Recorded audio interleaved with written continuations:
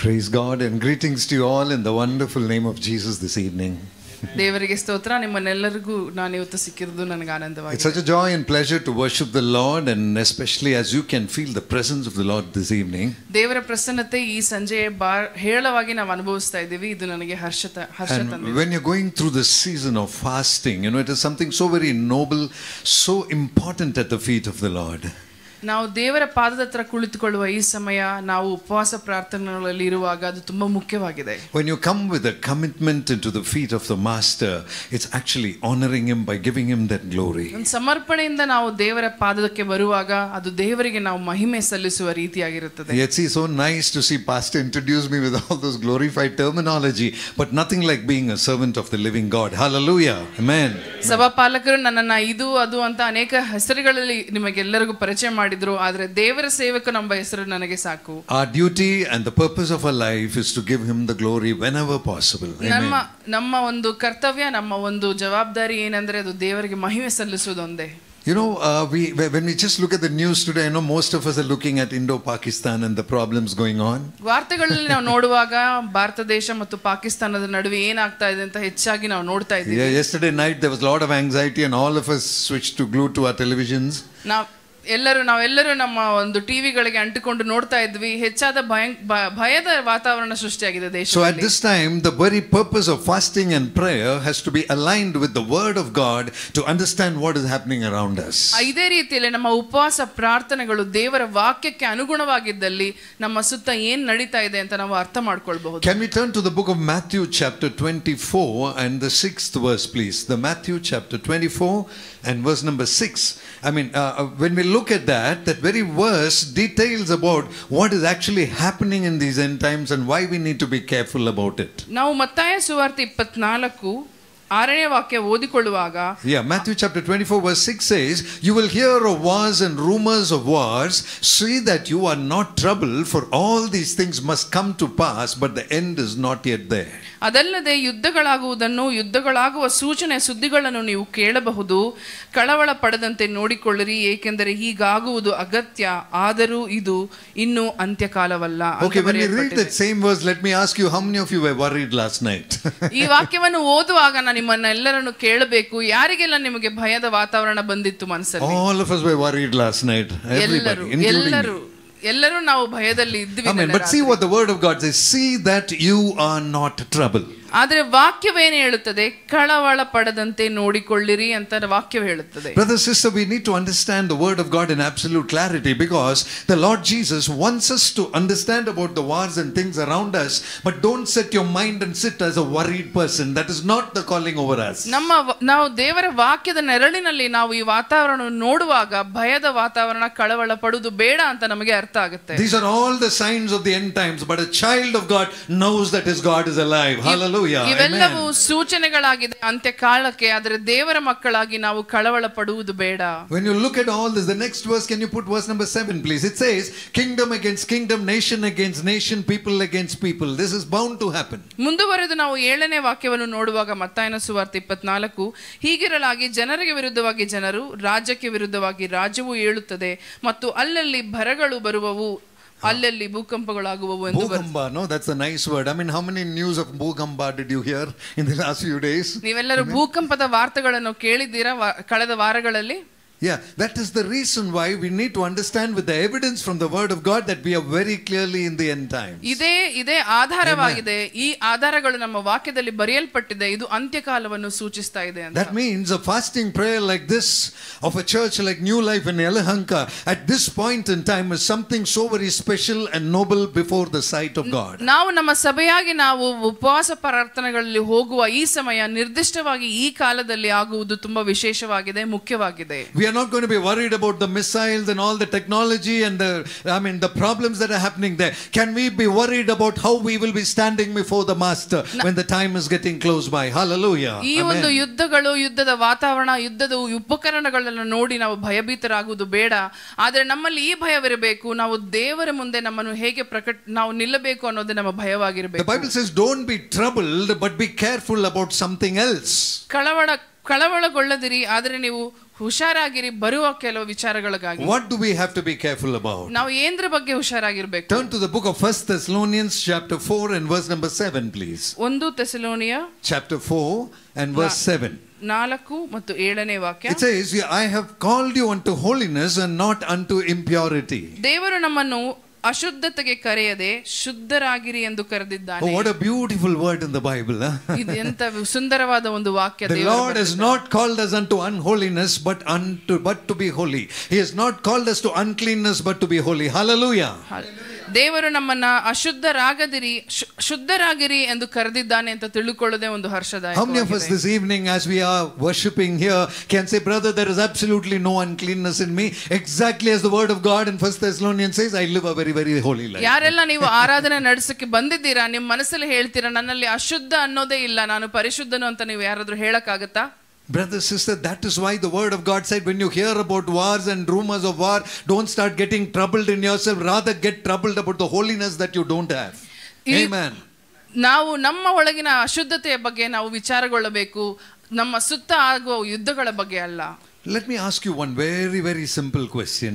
ಸರಳವಾದ ಒಂದು ಪ್ರಶ್ನೆಯನ್ನು ನಿಮ್ಮನ್ನು ಎಲ್ಲರನ್ನು ನಾನು ಕೇಳ್ತೀನಿ. All of us who came this evening, we dressed up, we put the shirt, pant, your clothes or whatever the women and the men are wearing, and we took so much of care to comb our hair and come so carefully so that everybody will look good before everybody, right? ಸಭೆಗೆ ಸಾಯಂಕಾಲ ನಾವಿತ್ತು ಬರಬೇಕಾದ್ರೆ ತಯಾರಾಗಿ ಬಟ್ಟೆ ಧರಿಸಿ ನಾವೆಲ್ಲರೂ ಸ್ವಲ್ಪ ತಯಾರಾಗಿ ಬಂದ್ವಲ್ಲ. How many of us really took that much care about the holiness with which I come to this fasting prayer today? ನೀವೆಲ್ಲರೂ ಯಾರಾದ್ರೂ ನಮ್ಮ ಮನಸ್ಸಿನ ಶುದ್ಧತೆ ಬಗ್ಗೆ ವಿಚಾರ ಮಾಡಿ ಇದೇ ರೀತಿ ತಯಾರಿ ಮಾಡಿ ಬಂದಿದ್ದೀರಾ ಇಲ್ಲಿಗೆ ಸಭೆಗೆ? You know, for us fasting is just not eating. It has nothing to do with holiness in our mind. ನಮ್ಮ ಮನಸ್ಸಿನಲ್ಲಿ ಈ ರೀತಿ ವಿಚಾರವಿದೆ, ಉಪವಾಸ ಅಂದ್ರೆ ಊಟಕ್ಕೆ ಮಾತ್ರ, ಮನಸ್ಸಿಗಲ್ಲ ಅಂತ. Real upavasa is humbling yourself before God. Hallelujah. ನಿಜವಾದ ಉಪವಾಸವೇನೆಂದರೆ ದೇವರ ಮುಂದೆ ನಾವು ತಗ್ಗುವುದೇ ಉಪವಾಸ. You know, the Bible says in the book of Isaiah chapter 58 verse 6, is this not the kind of fasting that I have chosen? ಐಸಾಯ 58ರಲ್ಲಿ ಬರೆಯಲ್ಪಟ್ಟಿದೆ, ಈ ರೀತಿಯ ಉಪವಾಸವನ್ನು ನಾನು ಸ್ವೀಕರಿಸುವುದಿಲ್ಲ. Let us read Isaiah chapter 58 verses 6, 7 and 8. ಐಸಾಯ 58 verses 6, 7 and 8. It's so beautiful. This is what the Lord is expecting from us as a time of fasting. You know, Isaiah 58 verse number 6, 7 and 8. All the three verses, if we can put up together. Let's read that. You can read it in Kannada. Yes, please. ನೋಡಿರಿ, ಕೇಡಿನ ಬಂಧನಗಳನ್ನು ಬಿಚ್ಚುವುದು, ನೊಗೆ ಹೊರಿಸುವ ಹುರಿಯನ್ನು ಕಳಚುವುದು, ಜಜ್ಜಿ ಹೋದವರನ್ನು ಬಿಡುಗಡೆ ಮಾಡುವುದು, ನೋಗಗಳನ್ನೆಲ್ಲ ಮುರಿಯುವುದು, ಹಸಿದವರಿಗೆ ಅನ್ನವನ್ನು ಹಂಚುವುದು, ಅಲೆಯುತ್ತಿರುವ ಬಡವರನ್ನು ಮನೆಗೆ ಬರಮಾಡಿಕೊಳ್ಳುವುದು, ಬೆತ್ತಲೆಯವರನ್ನು ಕಂಡಾಗಲೆಲ್ಲ ಅವರಿಗೆ ಹೊದಿಸುವುದು, ನಿನ್ನಂತೆ ಮನುಷ್ಯನಾಗಿರುವ ಯಾರಿಗೆ ಆಗಲಿ ಮುಖ ತಪ್ಪಿಸಿಕೊಳ್ಳದಿರುವುದು, ಇವುಗಳೇ ನನಗೆ ಇಷ್ಟವಾದ ಉಪವಾಸ ಮಾತ್ರವಲ್ಲವೇ? ಇವುಗಳೇ ನನಗೆ ಇಷ್ಟವಾದ ಉಪವಾಸಮ. Nice Kannada, I like that. I mean, this is the upavasa that god likes. ಈ ರೀತಿ ಇಲ್ಲೇನು ಬರೆಯಲ್ಪಟ್ಟಿದೆ, ಈ ರೀತಿ ಉಪವಾಸವೇ ನಮ್ಮ ದೇವರ ಸ್ವೀಕಾರ ಮಾಡ್ತಾರೆ. Just come back to the beginning please from verse number 6. I mean, let us go point by point and let us understand whether we really are aligning during this time of fasting. ನಾವು ಇದನ್ನು ವಾಕ್ಯವಾಗಿ ಓದಿಕೊಂಡು ಹೋಗೋಣ, ನಮ್ಮ ಮನಸ್ಸು ನಿಜವಾಗಲೂ ಇದರ ಪ್ರಕಾರವಾಗಿ ಇದೆಯಾ ಅಂತ ನಾವು ನೋಡೋಣ. Brothers and sisters, the first thing says to loose the bonds of wickedness. ಮೊದಲನೇದಾಗಿ ಕೇಡಿನ ಬಂಧನಗಳನ್ನು ಬಿಚ್ಚುವುದು ಅಂತ ಬರೆಯಲ್ಪಟ್ಟಿದೆ. Removal of wickedness is improving in holiness. Hallelujah.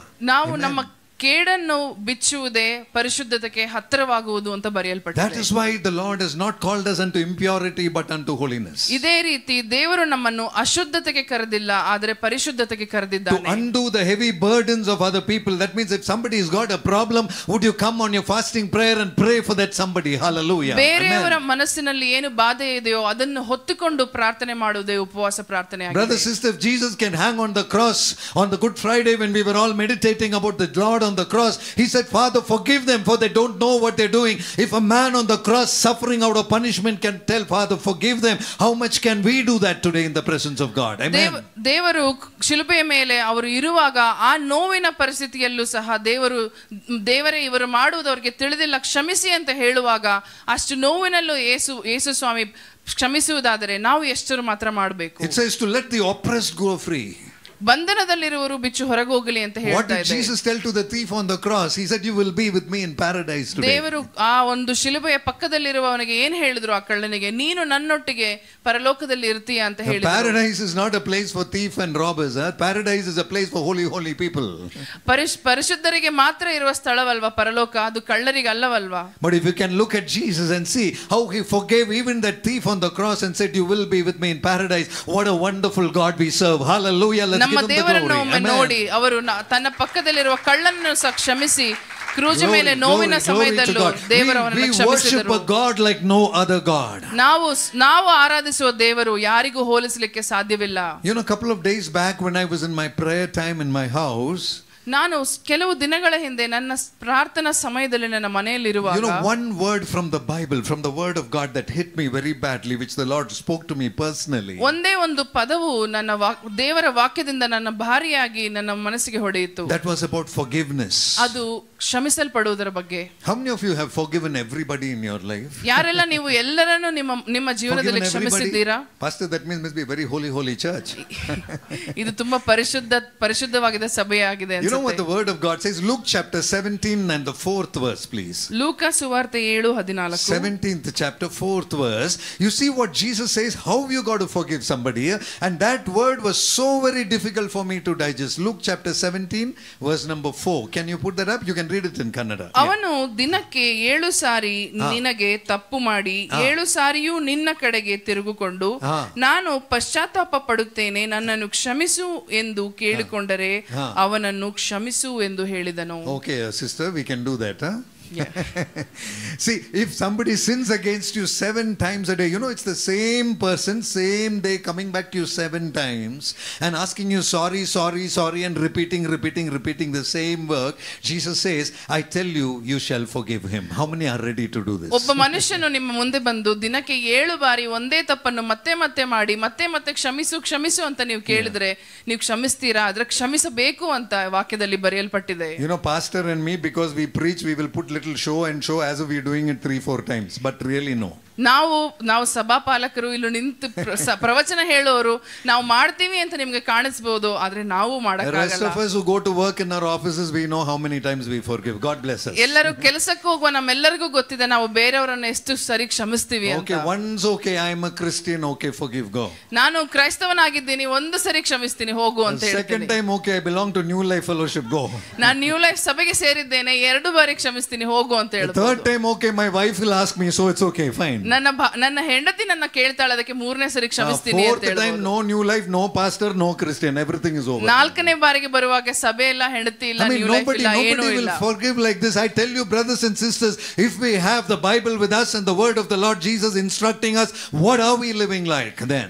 ನಮ್ಮ ವಾಕ್ಯವು ಈ ರೀತಿ ಹೇಳುತ್ತೆ, 7 ಸಾರಿ ನಾವು ಕ್ಷಮಿಸಬೇಕು, ಹೆಚ್ಚಾಗಿ ಕ್ಷಮಿಸಬೇಕು ಅಂತ. ಈ ರೀತಿ ವಾಕ್ಯವನ್ನು ನಾವು ಓದ್ಕೊಂಡು ಬರ್ತಾ ಇದೀವಿ ಪ್ರಿಯರೇ. You know, the 1 Thessalonians 4:7, you can put that back again.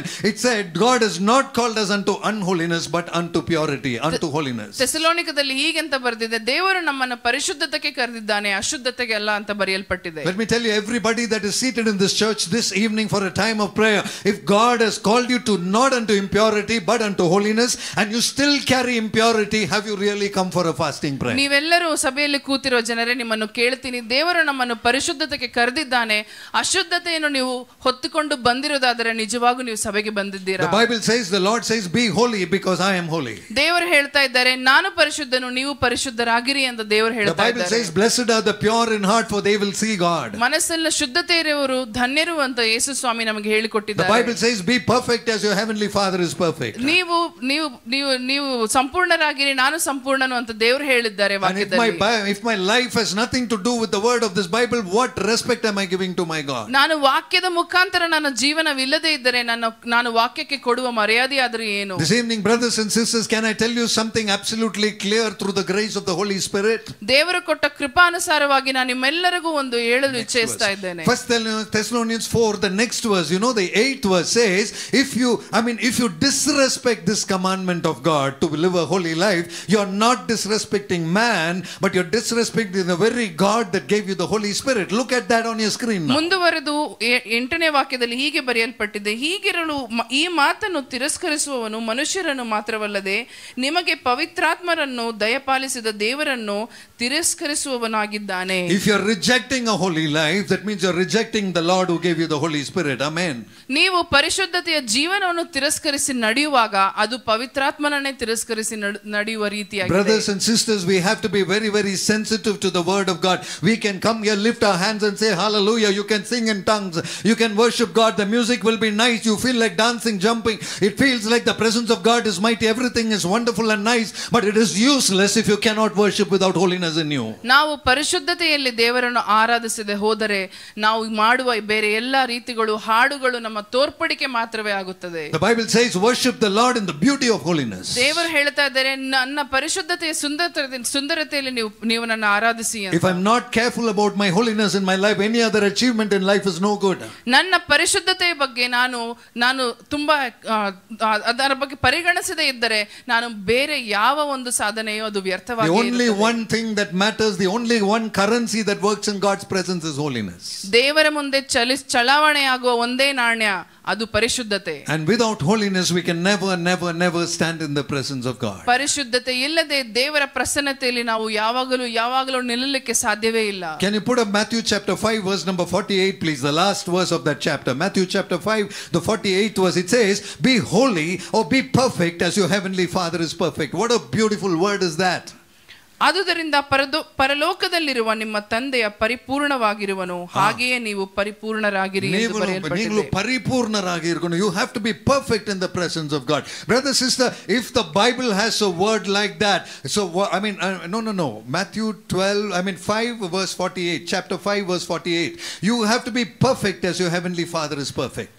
ತಂದೆಯ ಪರಿಪೂರ್ಣನಾಗಿರುವ ಹಾಗೆಯೇ ನೀವು ಪರಿಪೂರ್ಣರಾಗಿರಬೇಕೆಂದು ವಾಕ್ಯವು ನಮಗೆ ಹೇಳಿಕೊಡ್ತಾ ಇದೆ. All of us have this big excuse that we ask, oh, how is it possible to be perfect, brother? It is not possible. That's the immediate excuse we have. ನಾವೆಲ್ಲರೂ ಕೆಲವು ನೆಪಗಳನ್ನು ಹೇಳಿ ನಮ್ಮ ಪರಿಶುದ್ಧತೆ ಜೀವನದಿಂದ ತಪ್ಪಿಸಿಕೊಂಡು ನಡೀತಾ ಇದ್ದೇವೆ. But I tell you, these are the words of the Lord Jesus Christ in your own Bible, Matthew 5:48, which says, be perfect as your heavenly Father is perfect. You know why?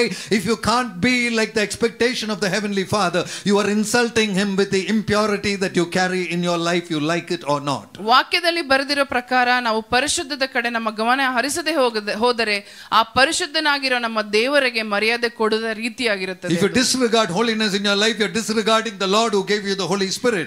ನಾವು ಪರಿಶುದ್ಧತೆಯನ್ನು ಪಕ್ಕಕ್ಕೆ ತಳ್ಳುವುದಾದರೆ ಅದು ದೇವರನ್ನೇ ಪಕ್ಕಕ್ಕೆ ತಳ್ಳಿದ ಹಾಗಾಗುತ್ತೆ. And how many of us are unknowingly doing that even right now as we are seated in this church? ಇವಾಗ ನಾವು ಇಲ್ಲಿ ಕೂತಿರುವಾಗಲೂ ಸಹ ಇದನ್ನು ನಾವು ಮಾಡ್ತಾ ಇದ್ದೇವೆ. I'm asking you, brothers and sisters, can we be a little more sensitive in the presence of God? ಪ್ರಿಯರೇ, ನಾನು ನಿಮ್ಮೆಲ್ಲರನ್ನು ಕೇಳಿಕೊಳ್ಳುವುದೊಂದೇ ಸ್ವಲ್ಪ ಸೂಕ್ಷ್ಮವಾಗಿ ನಾವು ದೇವರ ಪರಿಶುದ್ಧತೆ ಕಡೆ ನೋಡೋಣ. You come to worship the King of Kings and the Lord of Lords. Hallelujah. ರಾಜನನ್ನು ನಾವು ಆರಾಧಿಸಲು ಇಲ್ಲಿ ಸೇರಿ ಬಂದಿದ್ದೇವೆ. Let's lift our hands and give him a big shout of glory. ಎಲ್ಲರೂ ಕೈ ಎತ್ತಿ ದೇವರಿಗೆ ಸ್ತೋತ್ರ ಹೇಳೋಣ. ನಮ್ಮ ದೇವರು ಅವನು ಯೋಗ್ಯನಾಗಿದ್ದಾನೆ. I'll tell you one thing, unless there is holiness in you, you really cannot worship this God.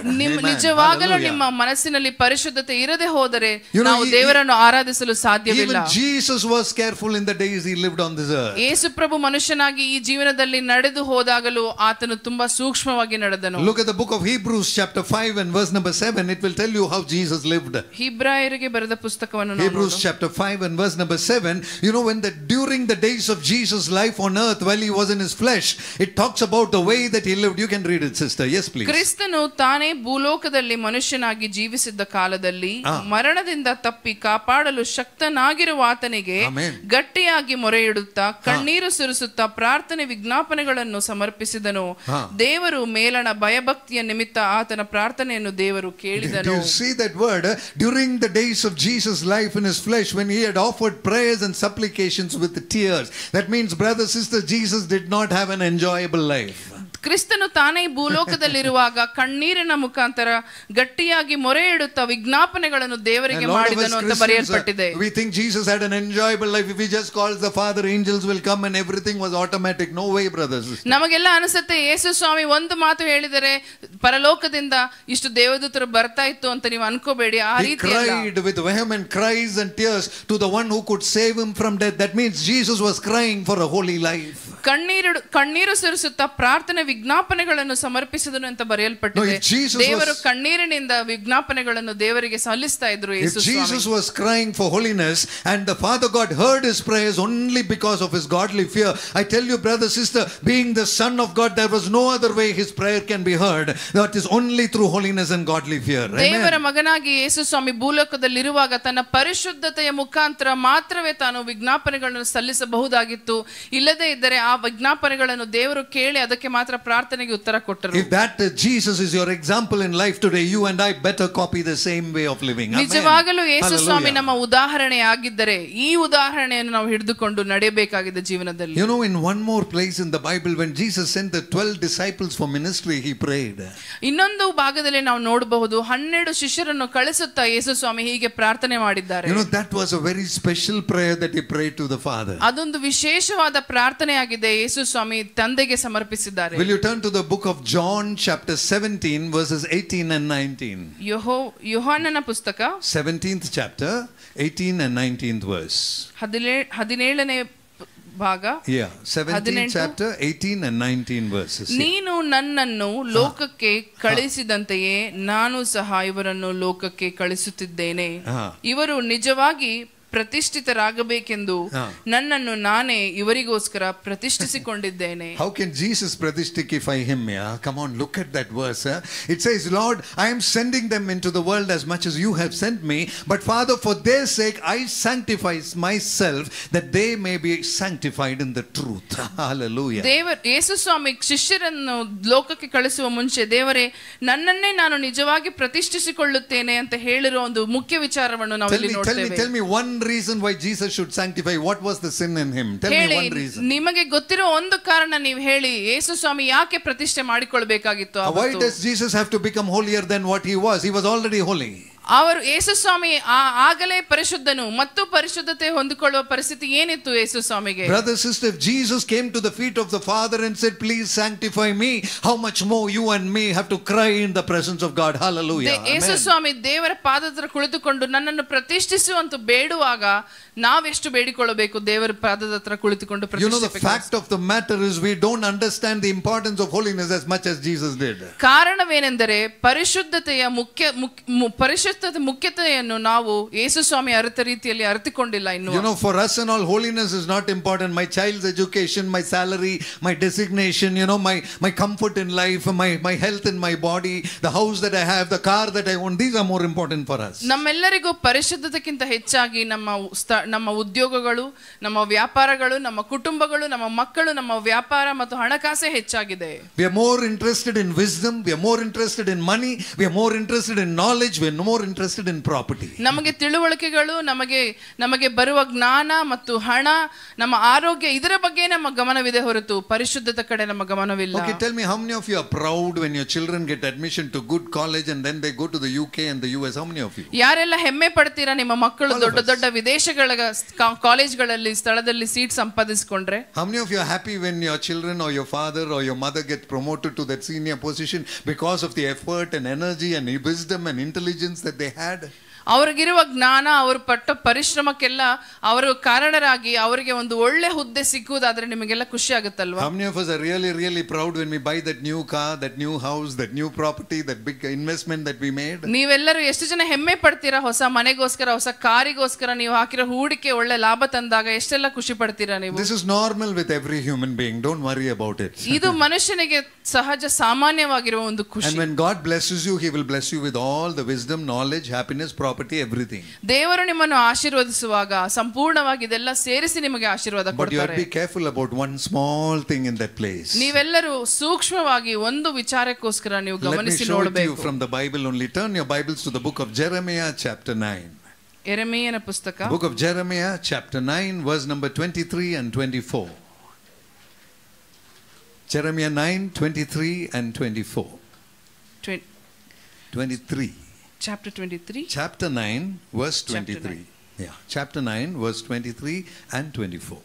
ಯೆಹೋವನು ಹೀಗೆನ್ನುತ್ತಾನೆ, ಜ್ಞಾನಿಯು ತನ್ನ ಜ್ಞಾನಕ್ಕೆ, ಪರಾಕ್ರಮಿಯು ತನ್ನ ಪರಾಕ್ರಮಕ್ಕೆ, ಐಶ್ವರ್ಯವಂತನು ತನ್ನ ಐಶ್ವರ್ಯಕ್ಕೆ ಹೆಚ್ಚಲ್ಪಡದಿರಲಿ. ಪಡುವವನು ತಾನು ನನ್ನನ್ನು ತಿಳಿದು ನಾನು ಲೋಕದಲ್ಲಿ ಪ್ರೀತಿ, ನೀತಿ ಮತ್ತು ನ್ಯಾಯಗಳನ್ನು ತೋರ್ಪಡಿಸುವ ಯೆಹೋವನಾಗಿರುವೆನು ಎಂದು ಗ್ರಹಿಸಿಕೊಂಡಿದ್ದೇನೆ ಎಂಬುದಕ್ಕೆ ಹೆಚ್ಚಲ್ಪಡಲಿ. ಪ್ರೀತಿ, ನೀತಿ ಮತ್ತು ನ್ಯಾಯಗಳೇ ನನಗೆ ಆನಂದ ಎಂದು ಯೆಹೋವನು ನುಡಿಯುತ್ತಾನೆ. Praise God. So tough to read Kannada, no? You know, I mean, it says, let not the wise man glory about his wisdom. Brothers and sisters, wisdom is a gift of God, but that should not be your glory. ದೇವರು ಇಲ್ಲಿ ಹೇಳ್ತಾ ಇದ್ದಾರೆ, ನಿನಗೆ ಹೆಚ್ಚಲ್ಪಡುವ ಜ್ಞಾನಕ್ಕೋಸ್ಕರ ನೀನು ಹೆಮ್ಮೆ ಪಡಬೇಡ ಅಂತ. Let not the mighty man glory about his might. No. ಪರಾಕ್ರಮಿಯು ತನ್ನ ಪರಾಕ್ರಮದ ಬಗ್ಗೆ ತಾನು ಹೆಚ್ಚಾಗಿ ಹೆಮ್ಮೆ ಪಡದಿರಲಿ ಅಂತ ವಾಕ್ಯದಲ್ಲಿ ಬರೆದಿದೆ. And the rich man not about the riches that he owns. ಅವನ ಐಶ್ವರ್ಯವಂತನು ತನ್ನ ಐಶ್ವರ್ಯದ ಬಗ್ಗೆ ಹೆಮ್ಮೆ ಪಡದಿರಲಿ ಅಂತ ವಾಕ್ಯ ಹೇಳುತ್ತೆ. The beauty of verse number 24 is let the one who boasts glory in this, that he understands and knows me, says the Lord. Hallelujah. 24ರಲ್ಲಿ ಹೀಗೆ ಬರೆದಿದೆ, ಪ್ರೀತಿ, ನೀತಿ ಮತ್ತು ನ್ಯಾಯಗಳೇ ನನಗೆ ಆನಂದ, ಅದರಲ್ಲಿ ಆನಂದ ಪಡುವನೇ ಧನ್ಯನು ಅಂತ. This evening, church, I'm asking you, how many of you are boasting in the fact that you know your God and that you understand your God? Amen. ಎಷ್ಟು ಜನ ನೀವೆಲ್ಲ ಹೆಮ್ಮೆ ಪಡ್ತಾ ಇದ್ದೀರಾ, ಜಂಬ ಪಡ್ತಾ ಇದ್ದೀರಾ, ನನ್ನ ದೇವರ ನನಗೆ ಗೊತ್ತಿದ್ದಾನೆ. It's nice to be happy for the bike you got, for the car you got, for the nice jewelry that you're wearing. It's nice to be happy for your child's admission and the education that your children have. It's nice to have that good wealth and that influence in society. But stop boasting about that. That is accounted as sin in the presence of God. ನಾವು ನಮಗೆ ದೇವರು ಕೊಟ್ಟಿರುವ ಆಶೀರ್ವಾದಗಳ ಬಗ್ಗೆ, ಹಣಕಾಸು, ಆರೋಗ್ಯ, ಮಕ್ಕಳು, ಅವರ ಒಂದು ಸಾಧನೆಗಳು, ನಮ್ಮ ಸಾಧನೆಗಳು, ಬರೀ ಇದರ ಬಗ್ಗೆ ಹೆಮ್ಮೆ ಪಡುವುದಾದರೆ, ಕೊಚ್ಚಿಕೊಳ್ಳುವುದಾದರೆ ಅದು ದೇವರ ಮುಂದೆ ಅದೊಂದು ಪಾಪವಾಗಿದೆ. Brother, sister, I tell you, no, if you just glory or boast about one small thing in your life, you cannot worship God with that same mouth that you boasted. ನೀವು ಒಂದೇ ಸಣ್ಣ ವಿಚಾರಕ್ಕೋಸ್ಕರ ನಿಮ್ಮ ಬಾಯಿಂದ ತೆರೆದು ನೀವು ಹೆಮ್ಮೆ ಪಡುವ ಮಾತುಗಳು ಆಡಿದರೆ ಅದೇ ಬಾಯಿಂದ ದೇವರನ್ನು ಆರಾಧಿಸುವುದಕ್ಕೆ ನೀವು ಯೋಗ್ಯರಾಗಿರುವುದಿಲ್ಲ. If you really want to worship that holy God, you better be controlling yourself in that particular area. Amen. Hallelujah. ನಿಜವಾಗಲೂ ನೀವು ದೇವರನ್ನು ಆರಾಧಿಸಬೇಕಾದರೆ ಈ ವಿಷಯಗಳಲ್ಲಿ ನೀವು ತುಂಬಾ control ಆಗಿರಬೇಕಾಗಿದೆ. Brother, even inside the church when we say testimony, no, half of it is advertisement and pride only. ನಿಜವಾಗಲೂ ನಾವು ಇಲ್ಲಿ ಬಂದು ನಿಂತು ಸಾಕ್ಷಿ ಕೊಡುವಾಗ ಅದು ನಮ್ಮ ಬಗ್ಗೆ, ನಮ್ಮ ತೋರ್ಪಡಿಕೆಗಳ ಮಾತು, ನಮ್ಮ ಬಗ್ಗೆ ನಾವು ಕೊಚ್ಚಿಕೊಳ್ಳುವ ಮಾತು ಆಗಿರುತ್ತೆ ಅರ್ಧಕ್ಕರ್ಧ. We'll come and pastor, please give me 2 minutes for testimony. Why? Something good happened to you. Pastor, ನನಗೊಂದು 2 ನಿಮಿಷ ಸಾಕ್ಷಿಗೆ ಸಮಯ ಕೊಡಿ. ಯಾಕೆ? ಏನೋ ಒಳ್ಳೇದಾಯ್ತು ನಮ್ಮ ಜೀವನದಲ್ಲಿ. You know what the testimony of Apostle Paul was? ಏನು ಪೌಲನ ಒಂದು ಸಾಕ್ಷಿ ಏನಾಗಿತ್ತು? I was beaten, I was put in prison, I was hungry, I was naked, I was rejected by people, and Lord, I don't have anything good to write about me. That is the testimony of Apostle Paul. ಪೌಲನ ಸಾಕ್ಷಿ ವಾಕ್ಯದಲ್ಲಿ ಏನಾಗಿತ್ತು? ನಾನು ಹೊಡೆಯಲ್ಪಟ್ಟಿದ್ದೇನೆ, ನಾನು ಜಜ್ಜಲ್ಪಟ್ಟಿದ್ದೇನೆ, ನಾನು ಹಸಿದಿದ್ದೇನೆ, ನಾನು ಬೆತ್ತಲೆಯಾಗಿದ್ದೇನೆ, ಕಷ್ಟದಲ್ಲಿ ಹೋಗಿದ್ದೇನೆ. ಇದೇ ಪೌಲನ ಸಾಕ್ಷಿಯಾಗಿತ್ತು. But our testimony is, oh, my son went to UK, I bought that new car, we registered that new property. Oh, hallelujah, praise the Lord. Thank you, church, for praying for us. ಆದರೆ ಇದಕ್ಕೆ ವಿರುದ್ಧವಾಗಿ ನಾವು ನಮ್ಮ ಸಾಕ್ಷಿಗಳು ಹೇಗಿರುತ್ತೆ? ನನ್ನ ಮಗನು ವಿದೇಶಕ್ಕೆ ಹೋದ, ನನಗೆ ಕಾರ್ ಸಿಕ್ತು, ಉದ್ಯೋಗ ಸಿಕ್ತು, ಇನ್ನೇನೋ ಆಯ್ತು ಅಂತ ನಾವು ಸಾಕ್ಷಿ ಕೊಡ್ತೇವೆ. Because we are lucky people, no? We get some about 50-100 people to automatically tell in one church, no? ಅದೊಂದು ಅವಕಾಶವಾಗುತ್ತೆ ನಮಗೆ. ಎಲ್ಲ 40-50 ಜನರಿಗೆ ಒಂದೇ ಸತಿ ಎಲ್ಲ ಹೇಳ್ಬಿಡೋದಕ್ಕೆ ಒಂದು ಅವಕಾಶ ಆಗುತ್ತೆ. Then people should think, oh, what a blessed man Saji Abraham is. ಓ, ಸಾಜಿ ಅಬ್ರಹಾಂ ತುಂಬಾ ಆಶೀರ್ವದಿಸಲ್ಪಟ್ಟ ಒಂದು ಮನುಷ್ಯ ಅಂತ ಎಲ್ಲರಿಗೂ ಗೊತ್ತಾಗ್ಲಿ ಅಂತ. Pastor told great introduction. Oh, big man of God. Oh, very nice. Pastor ದೊಡ್ಡ ಮಾತುಗಳಲ್ಲಿ ನನ್ನ ಪರಿಚಯ ಹೇಳಿಬಿಟ್ರು, ನಾನೇನೋ ದೊಡ್ಡ ಮನುಷ್ಯನಂತ. Brother, sister, unless you be the servant of all, you can never be the greatest in the kingdom of heaven. Amen. ನೀವು ಸೇವೆ ಮಾಡೋದಕ್ಕೆ ಸಿದ್ಧವಾಗದೆ ಹೋದರೆ ಪರಲೋಕದಲ್ಲಿ ಒಳ್ಳೆ ಸ್ಥಾನ ಪಡೆಯಲಿಕ್ಕೆ ಸಾಧ್ಯವಿಲ್ಲ. And humility is a gift of the Holy Spirit. ವಿನಯತೆ, ತಗ್ಗಿ ನಡೆಯುವುದೇ ಅದೇ ಒಂದು ಪವಿತ್ರಾತ್ಮನ ಒಂದು ತಲಾಂತಾಗಿದೆ. You know what the Bible says, how we should behave? The book of Titus chapter 3 verse number 2, please. The book of Titus chapter 3 verse number 2. I don't know what it is called in Kannada. I know it's difficult. Yeah, Tita. Okay. Chapter 3 second verse. ತೀತನ ಬರೆದ ಪುಸ್ತಕ 3ನೇ ಭಾಗ 2ನೇ ವಾಕ್ಯ. Most of you, if your pages will be stuck, I know Titus page will be stuck only. Don't worry. ಈ ಒಂದು ಪುಸ್ತಕದ ಹಾಳೆಗಳು ಅಂಟಿಕೊಂಡು don't open. Titus won't open. It's a very difficult book to open. ಈ ಪುಸ್ತಕ ಯಾರು ತೆರೆಯೋದಿಲ್ಲ, ನನಗೆ ಗೊತ್ತಿದೆ. Okay, to speak evil of how many people, sister? You read in Kannada. ಯಾರನ್ನು ದೋಷಿಸದೆ, ಕುತಾರ್ಕ ಮಾಡದೆ, ಎಲ್ಲ ಜನರಿಗೂ ಪೂರ್ಣ ಸದ್ಗುಣವನ್ನು ತೋರಿಸುತ್ತಾ You know, ಸಾತ್ವಿಕರಾಗಬೇಕೆಂತಲೂ ಅವರಿಗೆ ನೆನಪಿಸಿ. when I mean to speak evil of nobody, I mean in other translations you will find to slander no one. ಅದರಲ್ಲಿ ಏನಂತ ಬರೆದಿದೆ ಅಂದ್ರೆ ಯಾರ ಬಗ್ಗೆಯೂ ನೀವು ಕುತಂತ್ರವಾಗಿ ಮಾತಾಡಬೇಡಿ ಅಂತ ಬರೆಯಲ್ಪಟ್ಟಿದೆ. New Life Fellowship, how many of you are sitting here that is in your life has never slandered and spoken evil of anybody? Don't raise your hands, I won't tell you to, please. ನೀವು ಯಾರಾದ್ರೂ ಸಭೆಯಲ್ಲಿ ಕೈ ಎತ್ತುತ್ತೀರಾ, ನಾನು ಯಾರ ಬಗ್ಗೆಯೂ ಕೆಟ್ಟದಾಗಿ ಮಾತಾಡ್ಕೊಂಡಲ್ಲಿ ಅಂತ ಕೈ ಎತ್ತಿ? ನಾನು ನಂಬೋದಿಲ್ಲ, ಆ ರೀತಿ ಆಗಕ್ಕೆ ಸಾಧ್ಯ ಇಲ್ಲ. The word of God says to speak evil of nobody, to be peaceable to everybody. How many of us are peaceable to all the auto rickshaw drivers in our city? ಎಲ್ಲರೂ ಹೇಳಿ, ಎಷ್ಟು ಜನ ನಾವು ಪಕ್ಕದಲ್ಲಿರೋಗೆ ನಾವು ಒಂದು ಕೈಂಡ್ ಆಗಿ ಮಾತಾಡ್ತೀವಿ? Brother, sister, can you look at that word of God? To be gentle to and showing humility to all men. That means don't boast about your riches, don't boast about your wisdom, don't boast about your strength. If at all you have something to boast about, it should be that you understand and know your God. ನಮ್ಮ ಒಂದು ಶಕ್ತಿಗಳು, ಪರಾಕ್ರಮ, ಐಶ್ವರ್ಯ ಇದರ ಬಗ್ಗೆ ನಾವು ಹೆಚ್ಚಾಗಿ ಹೆಮ್ಮೆ ಪಡದೆ, ಜಂಬ ಕೊಚ್ಚಿಕೊಳ್ಳದೆ, the one who knows his God will be humble to all men. It doesn't matter who is standing before him. ದೇವರ ಬಗ್ಗೆ ಅರಿತುಕೊಂಡವನು ಎಲ್ಲರ ಮುಂದೆ ತಗ್ಗಿ ಬಗ್ಗಿ ವಿನಯದಲ್ಲಿ ನಡೆಯುತ್ತಾನೆ. ಅದು ಕಾಣಿಸುತ್ತೆ. We have to show humility to all men. ಎಲ್ಲರಿಗೂ ನಾವು ಒಂದು ವಿನಯದ ಒಂದು ಗುಣವನ್ನು ತೋರ್ಪಡಿಸಬೇಕು. You know, there are two numbers in that verse. To show evil to 0 people. ಅದರಲ್ಲಿ ಎರಡು ವಿಚಾರಗಳು ಹೇಳಿದ್ದೆ. ನೀವು 0 ಮಾತ್ರ ಬೇರೆಯವರಿಗೆ ಕೆಟ್ಟದ್ದು ಮಾಡಿ, and to be humble to 100% people. To 0 and 100 both are there in that verse. 100% ನೀವೆಲ್ಲರಿಗೂ ಸದ್ಗುಣರಾಗಿ ಸಾತ್ವಿಕರಾಗಿರಿ ಅಂತ ಬರೆಯಲ್ಪಟ್ಟಿದೆ. But the problem in our life is it totally opposite. ಆದ್ರೆ ನಮ್ಮ ಜೀವನದ ತೊಂದರೆ ಏನು ಹೇಳಿ, ಇದು ತದ್ವಿರುದ್ಧ ಮಾಡ್ತೀವಿ ನಾವು. We boast to everybody and we speak evil of everybody. ನಾವು ಎಲ್ಲರಿಗೂ ನಮ್ಮ ಬಗ್ಗೆ ಜಂಬ ಕೊಚ್ಚಿಕೊಂಡು ಎಲ್ಲರ ಬಗ್ಗೆ ನಾವು ಕೆಟ್ಟದಾಗಿ ಮಾತಾಡ್ತಾ ಇರ್ತೀವಿ. This evening, my dear brothers and sisters, can we just look at our own reality of life versus that mirror of the word of God before us? ಈ ಒಂದು ವಾಕ್ಯದ ಒಂದು ಬೆಳಕಿನ ಪ್ರತಿಬಿಂಬದಲ್ಲಿ ನಾವು ನಮ್ಮ ಜೀವನವನ್ನು ನೋಡಿಕೊಳ್ಳೋಣ. And this is what we are in the presence of God. ಇದೇ ಆಗಿದ್ದೀವಿ. ದೇವರ ಮುಂದೆ ನಮ್ಮ ಸ್ಥಾನ ಇದೇ ಆಗಿದ್ದೀವಿ. No, understanding the reality of who you are in these end times and turning to live a holy life for that God, because we know that we don't have much time left for us. ನಮಗೆ ಈ ಅಂತ್ಯಕಾಲದಲ್ಲಿ ಹೆಚ್ಚಾಗಿ ಸಮಯ ಉಳಿದಿಲ್ಲ. ಈ ಒಂದು ಸಮಯದಲ್ಲಿ ನಾವು ಏನ್ ಮಾಡ್ಬೇಕಂತ ಹೇಳಿದ್ರೆ, ನಮ್ಮ ಬಗ್ಗೆ ವಾಸ್ತವಾಂಶಗಳನ್ನು ನಾವು ಅರಿತುಕೊಂಡು ದೇವರ ಮುಂದೆ ನಾವು ಪರಿಶುದ್ಧತೆಯಲ್ಲಿ ನಡೆಯುವುದೇ ನಮ್ಮ ಒಂದು ಗುರಿಯಾಗಿರಬೇಕು. Therefore, brothers, when you hear about wars and rumors of wars, stop getting troubled about that. Start getting troubled about your life. ಯುದ್ಧದ ವಾತಾವರಣಗಳ ಬಗ್ಗೆ ನೀವು ಭಯಭೀತಿ ಆಗದೆ, ನಿಮ್ಮ ಒಳಗಿರುವ ಅಶುದ್ಧತೆ ಬಗ್ಗೆ ನೀವು ಭಯ ಹೊಂದಿರಿ. How many years we have lived in this world? Each of you know your own age perfectly. So many years and yet without holiness. Is that right in the presence of God? ಎಷ್ಟು ವಯಸ್ಸಾಗಿದೆ ನಮ್ಮೆಲ್ಲರಿಗೂ ಇಲ್ಲಿ ಕುಳಿತಿರೋದಕ್ಕೆ, ಎಷ್ಟು ವರ್ಷಗಳು ದೇವರು ನಮಗೆ ಕೊಟ್ಟಿದ್ದಾರೆ ಭೂಲೋಕದ ಮೇಲೆ, ಇಲ್ಲಿವರೆಗೂ ಪರಿಶುದ್ಧತೆಯನ್ನು ನಾವು ಪರಿಗಣಿಸದೆ ಹೋದರೆ ಅದು ಹೇಗೆ? How many years we are coming to church? How many years this Bible has been read by us? ಎಷ್ಟು ವರ್ಷಗಳಿಂದ ನಾವು ಸಭೆಗೆ ಬರ್ತಾ ಇದ್ದೀವಿ, ಎಷ್ಟು ವರ್ಷಗಳಿಂದ ನಾವು ದೇವರ ವಾಕ್ಯವನ್ನು ಓದ್ತಾ ಇದ್ದೀವಿ. Yet we are disobedient to the word of God and misaligned with the word of God. Is that okay in the presence of God? ಆದರೂ ದೇವರ ವಾಕ್ಯಕ್ಕೆ, ದೇವರಿಗೆ ನಾವು ಅವಿಧೇಯರಾಗಿದ್ದೇವೆ. ಇದು ನಿಜವಾಗ್ಲೂ ಸರಿಯಾದ ರೀತಿನ? My dear young brothers and sisters in this room today, the Holy Spirit is speaking to you absolutely personally this evening. ಈ ಒಂದು ಸಭೆಯ ಈ ಒಂದು ರೂಮ್ ಅಲ್ಲಿ ಎಲ್ಲರಿಗೂ ವ್ಯಕ್ತಿಗತವಾಗಿ, ವೈಯಕ್ತಿಕವಾಗಿ ಪರಿಶುದ್ಧಾತ್ಮನು ಮಾತಾಡ್ತಾ ಇದ್ದಾನೆ. The Holy Spirit is asking you, can you explain the reason for your fasting prayer today? ಪವಿತ್ರಾತ್ಮನು ಕೇಳ್ತಾ ಇದ್ದಾನೆ, ನೀನು ಉಪವಾಸ ಮಾಡುವ ನಿಜವಾದ ಕಾರಣ ಏನು ಅಂತ. Is it for you to get something of the material benefit of this earthly living, or is it for your holiness, that is for a spiritual upliftment in the presence of God? ಏನೋ ಒಂದು ಭೌತಿಕವಾಗಿ ನಮಗೆ ಬೇಕಾಗಿರೋ ಒಂದು ಆಶೀರ್ವಾದನ, ಇಲ್ಲದಿದ್ದರೆ ನಿಜವಾಗಲೂ ಪರಲೋಕದಲ್ಲಿ ನಮ್ಮ ಸ್ಥಾನವು ಎತ್ತಲ್ಪಡುವುದಕ್ಕಾಗಿಯಾ? ಯಾಕೆ ನಾವು ಉಪವಾಸ ಮಾಡ್ತಾ ಇದ್ದೀವಿ? How many of us got up this morning and prayed? Can I see your hands up? How many of us prayed today morning? ಯಾರೆಲ್ಲ ಬೆಳಗ್ಗೆ ಎದ್ದು ಪ್ರಾರ್ಥಿಸಿದ್ದೀರಾ? ಕೈ ಎತ್ತೀರಾ? Okay, how many of us really prayed for anything other than things on this earth? ಯಾರಾದ್ರೂ ನಮ್ಮ ಈ ಭೂಲೋಕದಲ್ಲಿ ಬೇಕಾಗಿರೋ ವಸ್ತುಗಳಿಗೆ ಬಿಟ್ಟು ಬೇರೆ ಏನಕ್ಕಾದ್ರೂ ನೀವು ಪ್ರಾರ್ಥನೆ ಮಾಡಿದ್ದೀರಿ ಬೆಳಗ್ಗೆ? Anybody that prayed God about heaven and the throne in heaven and the life in eternity with God? Anybody that prayed about? ನೀವು ಯಾರಾದ್ರೂ ಪರಲೋಕ, ದೇವರ ಸಿಂಹಾಸನ, ಆತನ ಪರಲೋಕದ ಪ್ರಕಟಣೆಗಳು, ಇದರಿಗೋಸ್ಕರ ನೀವು ಪ್ರಾರ್ಥನೆ ಮಾಡಿದ್ದೀರಾ ಇವತ್ತು ಬೆಳಗಿನ ಜಾವ? Praise God, hallelujah. ದೇವರಿಗೆ ಸ್ತೋತ್ರ. ನೀವು ಮಾಡಿರೋದಾದ್ರೆ ದೇವರಿಗೆ ಸ್ತೋತ್ರ. Glory to God.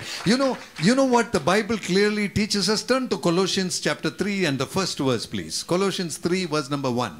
ಕೊಲೋಸ್ಯರಿಗೆ ಬರೆದ ಪತ್ರ, Colossians chapter 3 and the very first verse. It says, if you have been risen with Christ, set your mind on things above, where Christ is seated on the right hand of the Father. Hallelujah. Amen. Yes, you can read Colossians 3:1. 3 ಕೊಲೋಸ್ಯದವರಿಗೆ ಬರೆದ ಪತ್ರ 1:3. Yeah. ನೀವು 3:1 ನೀವು ಕ್ರಿಸ್ತನೊಂದಿಗೆ ಎಬ್ಬಿಸಲ್ಪಟ್ಟಿರುವುದಾದರೆ ಮೇಲಿನವುಗಳನ್ನು ಹುಡುಕಿರಿ, ಅಲ್ಲಿ ಕ್ರಿಸ್ತನು ದೇವರ ಬಲಗಡೆಯಲ್ಲಿ ಕುಳಿತುಕೊಂಡಿದ್ದಾನೆ. So if you have been risen with Christ, you know, your thinking will be different. You will be thinking about things above. ನೀವು ಕ್ರಿಸ್ತನೊಂದಿಗೆ ನಿಜವಾಗಿಯೂ ಎಬ್ಬಿಸಲ್ಪಟ್ಟವರಾಗಿದ್ದರೆ ಅದು ಕ್ರಿಸ್ತನು ಎಲ್ಲಿದ್ದಾನೋ ಆ ಒಂದು ವಿಚಾರಗಳ ಬಗ್ಗೆ ನೀವು ವಿಚಾರ ಮಾಡ್ತೀರಾ. I'll tell you a very simple secret to identify who we are. If today morning's prayer was about my mother and father and child and hospital and house and problem and work, that means you're still not been risen with Christ. That is an indication to your own life. ಒಂದು ಸೂಚನೆ ನಾನು ನಿಮ್ಗೆಲ್ಲರಿಗೂ ಹೇಳ್ತೀನಿ. ಏನಂದ್ರೆ ನೀವು ಬೆಳಗ್ಗೆ ಎದ್ದು ದೇವರೇ ನನ್ನ ತಂದೆ, ನನ್ನ ತಾಯಿ, ನನ್ನ ಆರೋಗ್ಯ, ನನ್ನ ಉದ್ಯೋಗ, ನನ್ನ ಮಕ್ಕಳು ಈ ರೀತಿ ಪ್ರಾರ್ಥನೆ ಮಾಡಿರೋದಾದರೆ ಕ್ರಿಸ್ತನೊಟ್ಟಿಗೆ ಎಬ್ಬಿಸಲ್ಪಟ್ಟ ಜನರು ನೀವಲ್ಲ. If you have really been risen with Christ, your prayer would have not been about any of those, but Lord Jesus, give me the grace to cry like Jesus cried to the Father, that I may be delivered from death and that I may live a holy life. Hallelujah. Give God a shout of praise. ನಿಜವಾಗಲೂ ಯೇಸು ಸ್ವಾಮಿಯ ಕ್ರಿಸ್ತನೊಟ್ಟಿಗೆ ಎಬ್ಬಿಸಲ್ಪಟ್ಟಿರುವುದಾದರೆ ದೇವರೇ ನನ್ನನ್ನು ಎಬ್ಬಿಸು, ನನ್ನನ್ನು ಪರಿಶುದ್ಧಗೊಳಿಸು, ನನ್ನನ್ನು ಎಬ್ಬಿಸು ಅಂತ ನಾವು ಪ್ರಾರ್ಥನೆ ಮಾಡ್ತೀವಿ. Look at the second verse of Colossians chapter 3. What does it say? Very simple word. Colossians chapter 3 verse 2.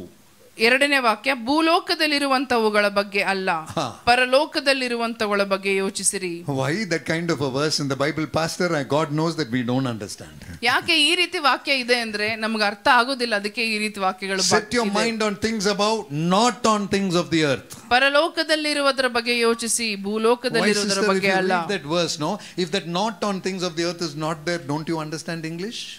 Don't I understand English? ಅದು ಆ ರೀತಿ ಬರೆಯಲ್ಪಡದೆ ಹೋದ್ರೆ ನಮಗೆ ಅರ್ಥ ಆಗೋದಿಲ್ವಾ ಭಾಷೆ? Just remove not on things on the earth. Set your mind on things above. Yeah, we are all very spiritual, holy people, right? We know that.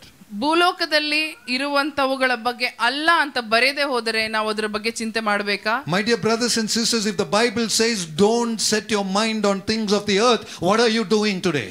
ನಿಜವಾಗಲೂ ವಾಕ್ಯವು ಭೂಲೋಕದಲ್ಲಿರುವಂತವುಗಳ ಬಗ್ಗೆ ನೀವು ವಿಚಾರ ಮಾಡಬೇಡಿ ಅಂತ ಹೇಳುವುದಾದ್ರೆ ನಾವು ಯಾಕೆ ಅದರ ಬಗ್ಗೆ ವಿಚಾರ ಮಾಡ್ತಾ ಇದ್ದೀವಿ? Let me ask you, I know you will not raise your hand after seeing this word. How many of you are really worried about your earthly life? ನೀವು ಯಾರ ಭೂಲೋಕದಲ್ಲಿ ನಿಮ್ಮ ಜೀವನದ ಬಗ್ಗೆ ಯಾರೆಲ್ಲ ವಿಚಾರ ಹೊಂದಿದ್ದೀರಾ ಮನಸ್ಸಲ್ಲಿ? Nobody will raise because this verse is seen. I should have asked it before putting the verse. ಈ ವಾಕ್ಯದ ಮುಂಚೆ ನಾನು ಕೇಳಬೇಕಿತ್ತು, ಈ ಪ್ರಶ್ನೆ ಈಗ ಕೇಳಿಬಿಟ್ಟೆ, ತಪ್ಪಾಯ್ತು. Let me ask you one more question. How many of you are really ready to say everybody else other than you is more important than you? ಯಾರೆಲ್ಲ ಹೇಳ್ತೀರಾ ನನ್ನ ಹೊರತಾಗಿ ಬೇರೆಯವರೇ ನನಗೆ ಮುಖ್ಯ ಅಂತ? ಯಾರಾದ್ರೂ ಹೇಳ್ತೀರಾ? everybody else is important than me? ಯಾರೆಲ್ಲ ಹೇಳ್ತೀರಾ ಬೇರೆ ನನಗಿಂತ ಹೆಚ್ಚಾಗಿ ಬೇರೆಯವರೇ ಮುಖ್ಯ ಅಂತ? ನೀವು ಯಾರಾದ್ರೂ ಹೇಳ್ತೀರಾ? That is again a gift of the Holy Spirit to accept another person as more important than me. ಅದೇ ಪವಿತ್ರಾತ್ಮನ ತಲಾಂತ ಅಂದ್ರೆ ಅದೇ, ಇನ್ನೊಬ್ಬರು ನಮಗಿಂತ ಹೆಚ್ಚಿನವರು ಅಂತ ನಾವು ಸ್ವೀಕಾರ ಮಾಡೋದೇ ಆತನ ಪವಿತ್ರಾತ್ಮನ ವಿಚಾರವಾಗಿದೆ. Just read Philippians chapter 2 and verse number 3 and then you will know what to do. ಫಿಲಿಪಿಯರ ಬರೆದ ಪತ್ರ Philippians chapter 2 and verse number 3. It says, do nothing out of vain conceit or out of lack of humility, but in humbleness consider one another better than yourself. ನೀವೆಲ್ಲರೂ ಒಂದೇ ಮನಸ್ಸುಳ್ಳವರಾಗಿ, ಒಂದೇ ಪ್ರೀತಿ ಉಳ್ಳವರಾಗಿ, ಅನ್ಯೋನ್ಯ ಭಾವಗಳ ಇರುವರಾಗಿ ಹಾಗೂ ಒಂದೇ ಗುರಿ ಇಟ್ಟುಕೊಂಡವರಾಗಿ ನನ್ನ ಸಂತೋಷವನ್ನು ಪರಿಪೂರ್ಣ ಮಾಡಿರಿ.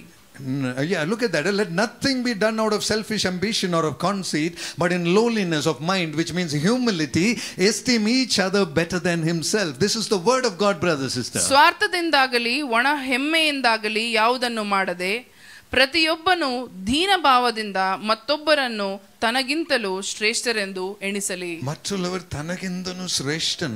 How many of us can say that? ಯಾರೆಲ್ಲ ಹೇಳಕ್ಕಾಗತ್ತೆ ಬೇರೆಯವರು ನನಗಿಂತ ಶ್ರೇಷ್ಠನು ಅಂತ? ಯಾರಿಗೆಲ್ಲ ಹೇಳಕ್ಕಾಗತ್ತೆ? Can you do just one small thing? Look at the person sitting next to you. Just give your hand and try to say you're better than me. Just try and see. ನಿಮ್ಮ ಪಕ್ಕದಲ್ಲಿರೋರ್ನ ನೋಡಿ ನೀನು ನನಗಿಂತ ಒಳ್ಳೆಯವನು ಅಂತ ಹೇಳಿ ಪ್ರಯತ್ನ ಪಡಿ. Okay. Did I tell any of you to smile? ನೀವೆಲ್ಲರೂ ನಗೆ ಅಂತ ನಾನು ಹೇಳಿದ್ನಾ? You know what that smile means? Hey man, he is telling me this is not true. ಆ ನಗು ಏನ್ ಅರ್ಥ ಕೊಡುತ್ತೆ ಗೊತ್ತಾ? ಸುಳ್ಳು ಹೇಳ್ತಾ ಇದ್ದಾರೆ Your ಒಬ್ರಿಗೊಬ್ರು. own face is showing I am telling a lie. ನಿಮ್ಮ ಮುಖವೇ ಹೇಳ್ತಾ ಇದ್ದೆ ನಾನು ಸುಳ್ಳು ಹೇಳ್ತಾ ಇದ್ದೀನಿ ಅಂತ. That is why you are able to smile. I didn't tell you to smile. ನೀವು ನಗ್ಗೆ ಅಂತ ಹೇಳಿಲ್ವಲ್ಲ, ಯಾಕೆ ನಗ್ತಾ ಇದ್ದೀರಾ? No, when you look at somebody and say, oh, you're better than me, and then you smile, no, that means it's an absolute lie. The 32 teeth are visible. ನೀವು ಬೇರೆಯವರೊಬ್ಬರನ್ನ ನೋಡಿ ನೀನು ಒಳ್ಳೆಯವನು ಅಂತ ಹೇಳ್ಬಿಟ್ಟು ನಕ್ಕಿದ್ರೆ ಅದು ತುಂಬಾ ವ್ಯಂಗ್ಯವಾಗಿರುತ್ತೆ, ಅದು ಸುಳ್ಳು ಅಂತ ಹೇಳೋ ರೀತಿಯಾಗಿರುತ್ತೆ. This man told me to tell, so I am telling you, don't take it seriously. ಆಯ್ತಾ, ಇವ್ರು ಹೇಳಿದ್ದಾರೆ ಅಂತ ನಾನು ಹೇಳಿದೆ, ನೀನು ಅದನ್ನೆಲ್ಲ ನಿಜವಾಗ್ಲೂ ತಗೋಬೇಡ ಮನಸ್ಸಿಗೆ. Brother, sister, it sounds like a little joke, but let me tell you something absolutely serious. If you know and understand your God, you can tell that without smiling. ಇದನ್ನು ನಗೋ ಒಂದು ಜೋಕ್ ತರ ಅಂತ ನಮಗೆ ಅನಿಸಬಹುದು. I tell you, the day you are able to tell that seriously to your neighbor, that's the day you arrived in the presence of God. ನಿಜವಾಗಲೂ ಮನಪೂರ್ವಕವಾಗಿ ನಾವು ಬೇರೆಯವರನ್ನ ನೋಡಿ ನೀನು ನನಗಿಂತ ಹೆಚ್ಚಿನವನು ಅಂತ ಹೇಳುವಾಗ ಅದು ಒಂದು ವಿನಯತೆಯನ್ನು ದೇವರಿಗೆ ನಾವು ತೋರಿಸುವುದನ್ನು ತೋರಿಸುತ್ತೆ. The default character of a human being is pride. ಖಡಖಂಡಿತವಾಗಿ ಮನುಷ್ಯರಿಗಿರುವ ಒಂದೇ ಒಂದು ಗುಣ, but thinking of another person as better than you is not human character, it is divine character. ಬೇರೆಯವನು ನಮಗಿಂತ ಒಳ್ಳೆಯವನು ಅಂತ ಅನಿಸೋ ಆ ಒಂದು ಗುಣ ಅದು ದೈವಿಕ ಗುಣ. That's why we sing that beautiful song, like a rose trampled on the ground, you took the fall and thought of me above all. Hallelujah. ನಾವು ದೇವರಿಗೆ ಹಾಡುವ ಒಂದು ಆರಾಧನಾ ಗೀತೆ ಹೀಗೆ ಹೇಳುತ್ತೆ, ನೀನು ನನಗೋಸ್ಕರ ಹೂವಿನಂತೆ ಉದುರಿ ಹೋಗಿ ನೀನು ಜಜ್ಜಲ್ಪಟ್ಟೆ ಅಂತ ಹೇಳುತ್ತೆ ಒಂದು ಹಾಡು. On the cross, if Jesus could think about you and me, you were more important to him than he was.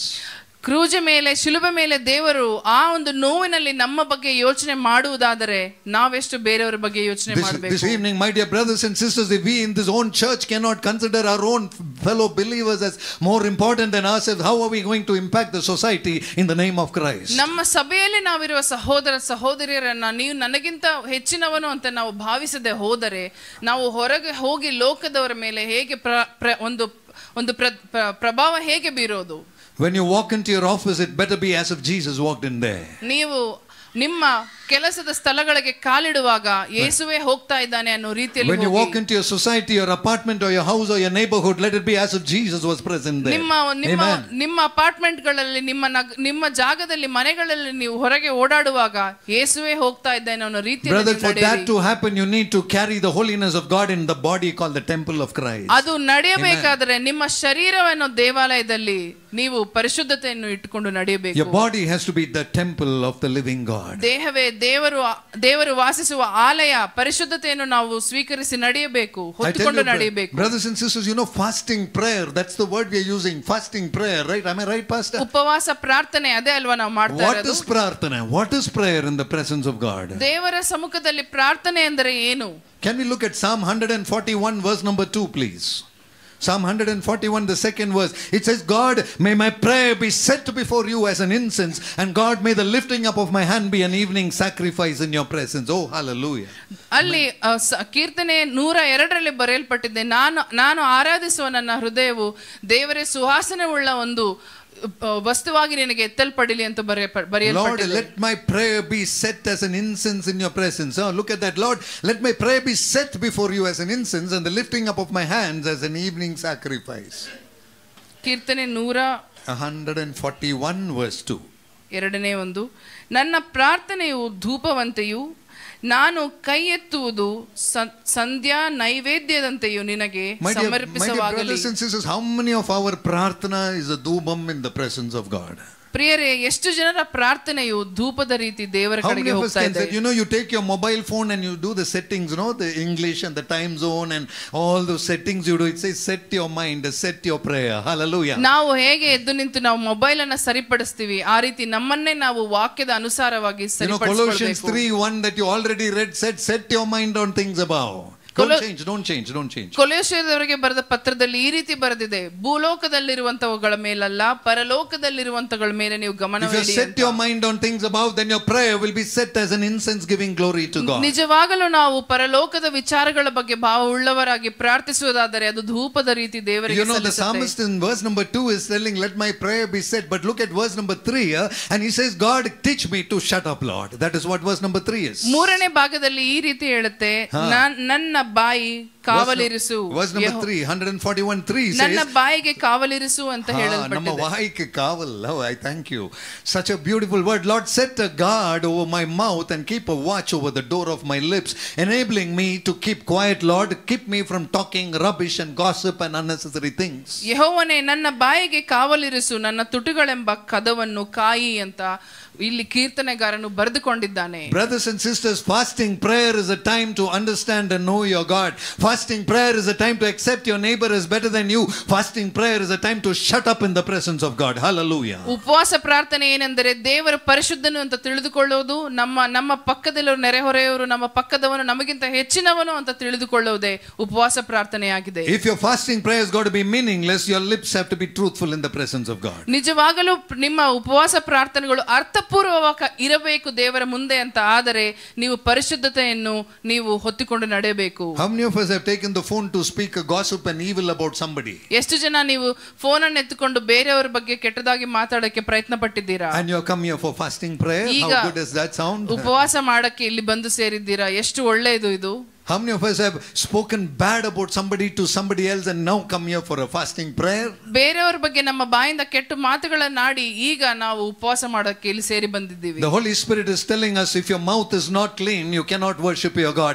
If your mouth is not clean, your prayer cannot be an incense in His presence. ನಮ್ಮ ಬಾಯಿಗಳು, ನಮ್ಮ ಬಾಯಲ್ಲಿ ಆಡುವ ಪದಗಳು ಪರಿಶುದ್ಧವಾಗದೆ ಹೋದರೆ ನಾವು ಮಾಡುವ ಪ್ರಾರ್ಥನೆಯು ದೇವರಿಗೆ ಸಲ್ಲುವುದಿಲ್ಲ. My dear brothers and sisters, when I consider somebody else important than me, I cannot speak evil about that person. ನಾನು ಬೇರೆಯವನು, ಇವನು ನನಗಿಂತ ಒಳ್ಳೆಯವನು, ನನಗಿಂತ ಹೆಚ್ಚಿನವನು ಅನ್ನೋ ಭಾವ ನಮ್ಮ ಮನಸ್ಸಲ್ಲಿ ಇರುವುದಾದರೆ ನಾವು ಅವರ ಬಗ್ಗೆ ಕೆಟ್ಟದ್ದು ಮಾತಾಡೋದಕ್ಕೆ ಸಾಧ್ಯವೇ ಇಲ್ಲ. You know, there is one more very important word. Colossians chapter 3 verse number 17, 1:7.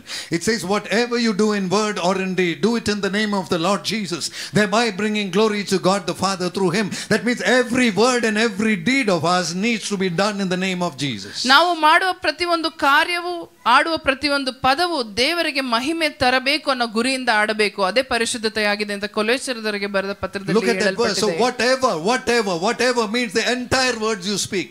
I like that word whatever in that verse. ಆ ವಾಕ್ಯದಲ್ಲಿ ಬರೆಯಲ್ಪಟ್ಟಂತೆ 3 and verse 17. Yeah, ನೀವು ನುಡಿಯಿಂದಾಗಲಿ ನಡೆಯಿಂದಾಗಲಿ ಏನೇ ಮಾಡಿದರೂ ಅದೆಲ್ಲವನ್ನು ಕರ್ತನಾದ ಯೇಸುವಿನ ಹೆಸರಿನಲ್ಲಿಯೇ ಮಾಡಿರಿ ಮತ್ತು ತಂದೆಯಾದ ದೇವರಿಗೆ ಆತನ ಮೂಲಕ ಕೃತಜ್ಞತಾ ಸ್ತುತಿಗಳನ್ನು ಸಲ್ಲಿಸಿರಿ. You are supposed to give thanks to God the Father through Jesus by the words that you and I speak, brother. ದೇವರಿಗೆ ನಾವು ಕೃತಜ್ಞತಾ ಸ್ತೋತ್ರಗಳನ್ನು ಯೇಸು ಸ್ವಾಮಿಯ ನಾಮದ ಮುಖಾಂತರ ಮಾಡಬೇಕು. ಅದು ಹೇಗೆಂದರೆ ಪರಿಶುದ್ಧವಾದ ಪದಗಳು, ತುಟಿಯನ್ನು ಇಟ್ಟುಕೊಂಡು ಮಾಡಬೇಕು. By speaking evil of this sister, I cannot glorify my God. Hallelujah. It doesn't work. ನನ್ನ ಸಹೋದರಿಯ ಬಗ್ಗೆ ಕೆಟ್ಟದಾಗಿ ಮಾತಾಡಿಕೊಂಡ ಆ ಬಾಯಿಂದಲೇ ನಾನು ದೇವರನ್ನು ಸ್ತುತಿಸಲು ಸಾಧ್ಯವಿಲ್ಲ. By abusing my brother, I cannot give glory to my God using those words. ನಾನು ನನ್ನ ಬಾಯಿಂದ ಬೇರೆಯವರಿಗೆ ಕೆಟ್ಟ ಮಾತುಗಳನ್ನು ಆಡಿ ಅದೇ ಬಾಯಿಂದ ದೇವರನ್ನು ಆರಾಧಿಸಲು ಸಾಧ್ಯವಿಲ್ಲ. That is why the psalmist prayed, put a guard over my mouth, O Lord, before I pray to you. ಅದಕ್ಕೆ ಕೀರ್ತನೆಗಾರನು ಹೀಗೆ ಬರೆದಿದ್ದಾನೆ, ದೇವರೇ ನನ್ನ ಪದಗಳನ್ನು ಕಾಯಿ, ನನ್ನ ಬಾಯಿಗೆ ಕಾಯ್ದಿರಿಸು ಅಂತ ಬರೆದುಕೊಂಡಿದ್ದಾನೆ. This evening I request you, during the time of your fasting prayer, will you submit in the presence of God to have mouths that are conducted in a holy manner? ನಾವು ನಿಜವಾಗಲೂ ಈವಾಗ ನಮ್ಮ ಬಾಯಿಗಳನ್ನ, ಪದಗಳನ್ನ ನಾವು ದೇವರಿಗೆ ಸಮರ್ಪಣೆ ಮಾಡಬೇಕಾಗಿದೆ. ಪರಿಶುದ್ಧತೆಯಲ್ಲಿ ನಡೆಯಬೇಕಾಗಿದೆ. Control on my lips, O God. You take the control, Heavenly Father. Amen. ದೇವರೇ ನನ್ನ ಬಾಯಿಗೆ ನೀನು ಕಡಿವಾಣವಾಕು, ನೀನು ನನ್ನ ಬಾಯನ್ನ ನೀನು ನಡೆಸು ಅಂತ ದೇವರನ್ನು ಕೇಳಿಕೊಳ್ಳೋಣ. Lord Jesus, unless you give permission, let me not speak, Father. Teach me to keep quiet in order to regard your name as holy. ದೇವರೇ ನಿನ್ನ ನಾಮಕ್ಕೆ ಮಹಿಮೆ ತರುವ ರೀತಿಯಲ್ಲಿ ನನ್ನ ಬಾಯಲ್ಲಿ ಬರುವ ಪದಗಳು ಇರಲಿ ಅನ್ನೋ ಒಂದು ಭಯದಲ್ಲಿ that should be the transformation during these days of fasting prayer. ಅದೇ ನಮ್ಮ ಮನಸ್ಸಾಂತರವು ಇದೇ ರೀತಿಯಾಗಿ ಆಗಬೇಕು ಉಪವಾಸ ಪ್ರಾರ್ಥನೆಗಳ ಸಮಯದಲ್ಲಿ. Lord Jesus, give me the humility to tell that other people are better than me from the bottom of my heart. ದೇವರೇ ನನಗೆ ವಿನಯತೆ ನೀನು ಕೊಡು, ಬೇರೆಯವನು ಹೊರೆಯವನು ನನಗಿಂತ ಹೆಚ್ಚಿನವನು ಅನ್ನೋ ಭಾವವನ್ನು ನಾನು ಸ್ವೀಕಾರ ಮಾಡೋದಕ್ಕೆ ನನ್ನ ಕೃಪೆಯನ್ನು ಕೊಡು ಅಂತ ನಾವು ಪ್ರಾರ್ಥಿಸಬೇಕು. That is the transformation that should happen through a fasting prayer. ಅದೇ ಈ ಮನಸ್ಸಾಂತರವೇ ದೇವರು ಕೇಳುವ ಮನಸ್ಸಾಂತರ. ಈ If I am walking with pride and abusive language, how can there be a transformation in me? ಒಣ ಜಂಬ ಮತ್ತು ಜಂಬಗಳು ಮತ್ತು ಕೆಟ್ಟ ಪದಗಳನ್ನು ಉಪಯೋಗಿಸುವ ನಾವಾದರೆ ಹೇಗೆ ಪ್ರಾರ್ಥನಾ ಉಪವಾಸಗಳು ದೇವರಿಗೆ ಸಲ್ಲುತ್ತೆ? Brother, sister, I encourage you, let today be the last day of your rubbish talk. ನಾವು ನಿಮ್ಮನ್ನೆಲ್ಲರೂ ನಾನು ಪ್ರೋತ್ಸಾಹ ಮಾಡುತ್ತೇನೆ. Are you ready to receive that? Raise your hands and say amen to the Lord. ಆಶೆಯನ್ನು ಬಿಡಿ. Hallelujah. Let today be the last day. Maybe you did it out of ignorance, but once you have the word of God with you today, can this day be a day of commitment in the presence of God? God, let my lips be holy to honor you. Amen. Hallelujah. ಈ ದಿನ, ಈ ಸಮಯ, ಇವತ್ತು ನಾವು ದೇವರಿಗೆ ಸಮರ್ಪಿಸೋಣ. ನಮ್ಮ ಬಾಯಲ್ಲಿ ಬರುವ ಮಾತುಗಳು ಶುದ್ಧವಾಗಿರಬೇಕಂತ ಸಮರ್ಪಿಸೋಣ ಈ ದಿನ. The Bible says submit your body as a living sacrifice to God. Romans 12 verse number 1. ರೋಮಾಪುರದವರಿಗೆ ಬರೆದ ಗ್ರಂಥ 12ರಲ್ಲಿ ಎರಡನೇ ಭಾಗದಲ್ಲಿ ಹೀಗೆ ಹೇಳುತ್ತೆ, ನಮ್ಮ ಶರೀರವನ್ನು your body as a living sacrifice, holy and acceptable to God. ಜೀವ ತ್ಯಾಗವಾಗಿ ನಾವು ದೇವರಿಗೆ ನಮ್ಮ ಶರೀರವನ್ನೇ ಸಮರ್ಪಿಸಬೇಕು ಅಂತ ಅದು ಬರೆಯಲ್ಪಟ್ಟಿದೆ. Only when we are able to submit our body as a living sacrifice can the name of God be honored through you. ನಮ್ಮ ಶರೀರವನ್ನು ಜೀವಿಸುವ ಒಂದು ತ್ಯಾಗವಾಗಿ ಬಲಿಯಾಗಿ ನಾವು ಕೊಡುವುದಾದರೆ ಅದು ದೇವರಿಗೆ ಸಲ್ಲತಕ್ಕ ಒಂದು ಆರಾಧನೆ ಆಗಿದೆ. That is why Apostle Paul asked, know you not that your body is the temple of the living God. ಅದಕ್ಕೆ ಪೌಲನು ನಿಮ್ಮ ಎಲ್ಲರನ್ನು ಕೇಳ್ತಾ ಇದ್ದೇನೆ ವಾಕ್ಯದ ಮುಖಾಂತರವಾಗಿ, ನಮ್ಮ ದೇಹವು ದೇವರು ವಾಸಿಸುವ ಆಲಯವಲ್ಲವೇ ಎಂದು. And you need to know that you're carrying the Holy Spirit of God in you. ನೀವು ತಿಳಿದುಕೊಳ್ಳಬೇಕಾಗಿದೆ, ನಿಮ್ಮಲ್ಲಿ ನೀವು ಪವಿತ್ರಾತ್ಮನನ್ನು ಹೊತ್ತು ಓಡಾಡ್ತಾ ಇದ್ದೀರಿ ಅಂತ. We are, each one of us is the carrier of the Holy Spirit. ನಾವು ಪ್ರತಿಯೊಬ್ಬರು ಪವಿತ್ರಾತ್ಮನನ್ನು ಹೊತ್ತುಕೊಂಡು ಓಡಾಡುವ ಆಲಯವಾಗಿದ್ದೇವೆ. And if each one of us carry the Holy Spirit, it better show who we are. ನಾವು ನಿಜವಾಗಲೂ ಪವಿತ್ರಾತ್ಮವನ್ನು ಹೊತ್ತು ತಿರುಗುವ ಆಲಯವಾಗಿದ್ದರೆ ಅದು ತೋರ್ಪಡಲಿ ನಮ್ಮ ಜೀವನದಲ್ಲಿ. Brother, sister, when somebody sees you, they must know who your father is. Your father is Jesus in heaven. ನಿಮ್ಮನ್ನು ನೋಡುವಾಗ ಪರರಿಗೆ ಗೊತ್ತಾಗಬೇಕು, ನಿನ್ನ ತಂದೆ ಯಾರು, ನಿನ್ನ ತಂದೆಯು ಪರಲೋಕದಲ್ಲಿ ಇದ್ದಾನೆ ಅಂತ ತಿಳಿಯಬೇಕು ಅವರು. You know, if you belong to the family of Jesus, speak like Jesus, behave like Jesus, walk like Jesus, talk like Jesus. ನೀನು ಯೇಸು ಸ್ವಾಮಿಯ ಕುಟುಂಬಕ್ಕೆ ಸೇರಿದವನೇ ಆದರೆ ಯೇಸುವಿನ ರೀತಿ ಮಾತಾಡು, ನಡಿ, ಅವನ ಕಾರ್ಯಗಳು ನೀನು ಮಾಡುವ ಪ್ರತಿಯೊಂದು ಯೇಸುವಿನ ರೀತಿಯಲ್ಲಿ ಮಾಡು. If you do the will of your Father in heaven, you will be considered as equivalent of Jesus' brother and sister. ನೀನು ಪರಲೋಕದಲ್ಲಿರುವ ತಂದೆಯ ಚಿತ್ತಾನುಸಾರವಾಗಿ ನಡೆಯುವುದಾದರೆ ಯೇಸುವಿನಿಗೆ ಸರಿಸಮಾನವಾದ ಮಗನಾಗಿ ನೀನು ನಡೆಯುತ್ತೀಯ. How many of you will be comfortable if I say you are Jesus' brother and Jesus' sister? Does it feel okay? ನಿಮ್ಮೆಲ್ಲರಿಗೂ ನೀವು ಯೇಸು ಸ್ವಾಮಿಯ ಸಹೋದರ ಸಹೋದರಿ ಅಂದರೆ ನಿಮಗೆ ಅದು ಹೊಂದಿಕೊಳ್ಳುತ್ತಾ? Is it okay? I mean, do you feel comfortable? Brother, you're the brother of Jesus. Does it feel nice? No. ನೀವು ನಿಮ್ಮನ್ನ ಯಾರಾದ್ರೂ ನಾನು ನೋಡ್ಬಿಟ್ಟು ನೀನು ಯೇಸು ಸ್ವಾಮಿಯ ಸಹೋದರ ಸಹೋದರಿ ಅಂತ ಹೇಳಿದ್ರೆ ನಿಮಗೆ ಅದು ಜೀರ್ಣವಾಗುತ್ತಾ? Jesus is my elder brother. Anybody here? ಯೇಸು ಸ್ವಾಮಿ ನನ್ನ ದೊಡ್ಡಣ್ಣ ಅಂತ ಹೇಳಕ್ಕೆ ಯಾರಿಗೆಲ್ಲ ಸಾಧ್ಯವಾಗಿ ಯಾರಿಗೆ ಯೋಗ್ಯರಂತ ಅನ್ಸುತ್ತೆ? You know, this is the expectation of God, my dear brother, sister. ಇದೇ ದೇವರು ಇದನ್ನು ನಮ್ಮಿಂದ ಎದುರು ನೋಡ್ತಾ ಇರೋದು ದೇವರು ಇದನ್ನೇ. Can you put up Matthew chapter 12, the 50th verse, the last verse of the 12th chapter in the book of Matthew? ಮತ್ತಾಯನ ಸುವಾರ್ತೆ 12:50 ವಾಕ್ಯ. Matthew chapter 12 and the 50th verse, the one who does the will of my father, the same is my mother, my sister and my brother. ಅದರಲ್ಲಿ ಹೀಗೆ ಬರೆಯಲ್ಪಟ್ಟಿದೆ, ಪರಲೋಕದಲ್ಲಿರುವ ನನ್ನ ತಂದೆಯ ಚಿತ್ತವನ್ನು ಮಾಡುವವನೇ ನನ್ನ ಸಹೋದರನು ಸಹೋದರಿಯು ತಾಯಿಯೂ ಆಗಿದ್ದಾರೆ ಅಂತ. ಸಹೋದರನು ಸಹೋದರಿಯು ತಾಯಿಯು.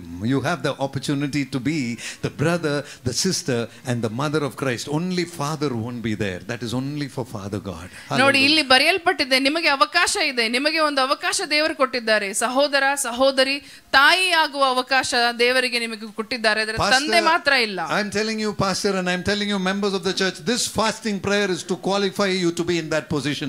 Receive it in the name of Jesus today. ನಾನು ಎಲ್ಲರಿಗೂ ಹೇಳ್ತೇನೆ, ಇದನ್ನು ಹೇಳ್ತೇನೆ, ಏನಂದ್ರೆ ದೇವರು ಈ ಅವಕಾಶವನ್ನು ಈ ಉಪವಾಸದ ಸಮಯದಲ್ಲಿ ಎಲ್ಲರಿಗೂ ಕೊಡ್ತಾ ಇದ್ದಾರೆ. ನೀನು ಸಹೋದರ ಸಹೋದರಿ ತಾಯಿ ದೇವರಿಗೆ ಆಗಬಹುದಾದ ಅವಕಾಶವನ್ನು ದೇವರು ಕೊಡ್ತಾ ಇದ್ದಾನೆ. That is why he said, whatever you speak in word or deed, do it in the name of Jesus, bringing glory to God the Father. ಇದೇ ಕಾರಣವಾಗಿ ವಾಕ್ಯವು ಹೇಳ್ತಾ ಇದೆ, ನೀನು ಮಾಡುವ ಕಾರ್ಯ, ಆಡುವ ಮಾತು ಎಲ್ಲವೂ ದೇವರಿಗೆ ಮಹಿಮೆ ತರುವುದ ರೀತಿಯಲ್ಲಿ ಮಾಡಬೇಕು. If Colossians 3:17 says, do it in the name of the Father Jesus to bring glory to God the Father.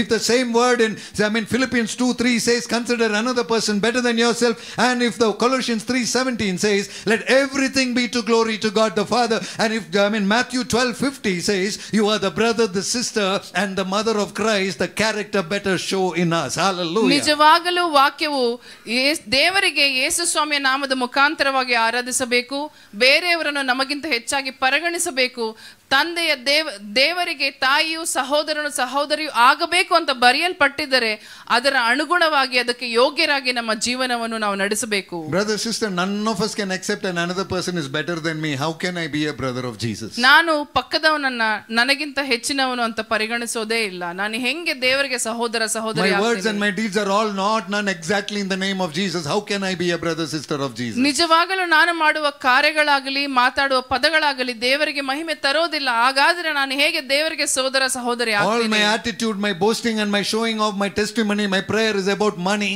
and status in life on this earth and about earthly things. How can I ever be a child of Jesus? ನಾನು ಕೊಡುವ ಸಾಕ್ಷಿ ಯಾವಾಗಲೂ ನನ್ನ ಭೂಲೋಕದ ವಸ್ತುಗಳಿಗೆ ಮಾತ್ರ, ನನ್ನ ಆಶೀರ್ವಾದಗಳು ಇದರ ಬಗ್ಗೆನೇ ನಾನು ಒಣಜಂಬವಾಗಿ ಕೊಚ್ಚಿಕೊಳ್ಳುವುದಾದರೆ ದೇವರಿಗೆ ಹೇಗೆ ಮಹಿಮೆ ಸಲ್ಲಿಸೋನಾಗ್ತೇನೆ? That is why people who know the presence of God, like Apostle Paul said, I consider everything garbage and rubbish. ನಿಜವಾಗಲೂ ದೇವರ ಪ್ರಸನ್ನತೆಯಲ್ಲಿ ನಡೆಯುವವರು ಪೌಲನ ರೀತಿ ಹೇಳ್ತಾರೆ, ನನಗೆ ಇರುವುದೆಲ್ಲ ಇರದೇ ಹೋಗಲಿ, ನನಗೆ ಇದುವರೆಗೂ ಸಲ್ಲದೆಲ್ಲ ಬೇಡ ಅಂತ ಪೌಲನು ಕೊಟ್ಟ ಸಾಕ್ಷಿಯಾಗಿದೆ. Brother, sister, I tell you, other than holiness in your life, everything else is a piece of rubbish.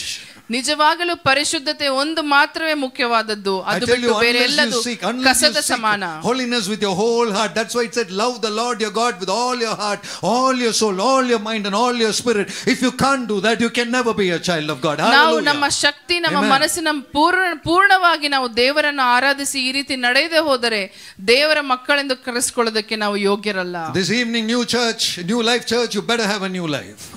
ಈ ನ್ಯೂ ಲೈಫ್ ಸಭೆ ನಾವೆಲ್ಲರೂ ಹೊಸ ಜೀವನವನ್ನು ಹೊಂದಿಕೊಳ್ಳಬೇಕು. You have to remove that old character of yours from your life. ಹಳೆಯ ಒಂದು ಸ್ವಭಾವವನ್ನು ನಾವು ಬಿಡಬೇಕಾಗಿದೆ. You know what the Bible says? Colossians chapter 3 and verse number 10. Please put that up, sister. The Holy Spirit is clearly giving me this word for this church today.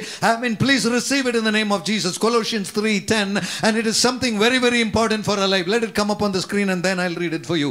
Colossians 3 verse number 10. I mean, it is there. And he says, put on the new man who is renewed in the knowledge according to the image of him who created him. Brother, sister, put on the new man which will be in the image of Christ. That means you are a sister of Christ, you are a brother of Christ. Your image has to show who your master is. Hallelujah. ಕೊಲೊಸ್ಸೆದವರಿಗೆ ಬರೆದ ಪತ್ರ 3:10 ಹೀಗೆ ಬರೆದಿದೆ, ಈ ನೂತನ ಸ್ವಭಾವವು ಸೃಷ್ಟಿಸಿದಾತನ ಹೋಲಿಕೆಯ ಜ್ಞಾನದ ಮೇರೆಗೆ ಅದು ನೂತನವಾಗುತ್ತಾ ಬರುತ್ತದೆ. You have to be according to the image of the one who created you.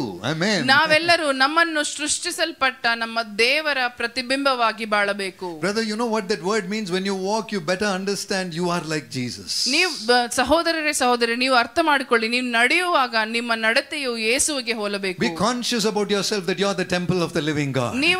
ನೀವು ಮನಸ್ಸಲ್ಲಿ ಇದನ್ನು ಮನಪೂರ್ವಕವಾಗಿ ತುಂಬಿಕೊಳ್ಳಿ, ನೀವು ನಡೆಯುವಾಗ ಪವಿತ್ರಾತ್ಮನ ಆಲಯ ನಡೆಯುತ್ತಾ ಇದೆ ಅಂತ ನಡೆಯಬೇಕು. Be conscious about the fact that you are not like the people outside. You are carrying the presence of God with you. ನೀವು ಸೂಕ್ಷ್ಮವಾಗಿರಿ, ನೀವು ಹೊರಗಿನವರ ರೀತಿ ಅಲ್ಲ, ಪವಿತ್ರಾತ್ಮವನ್ನು ಹೊತ್ತು ಓಡಾಡುವ ಆಲಯ ನೀವಾಗಿದ್ದೀರಿ. And you have to be renewed in the knowledge of God. Don't go ahead with that same old knowledge that you are carrying. ವಾಕ್ಯದ ಜ್ಞಾನದಲ್ಲಿ ನೀವು ನೂತನರಾಗಬೇಕು ಅಂತ ಈ ವಾಕ್ಯವು ನಮ್ಮನ್ನು ಪ್ರೋತ್ಸಾಹಗೊಳಿಸ್ತಾ ಇದೆ. You know, my earlier knowledge will say, if the sister has a problem, let me pray.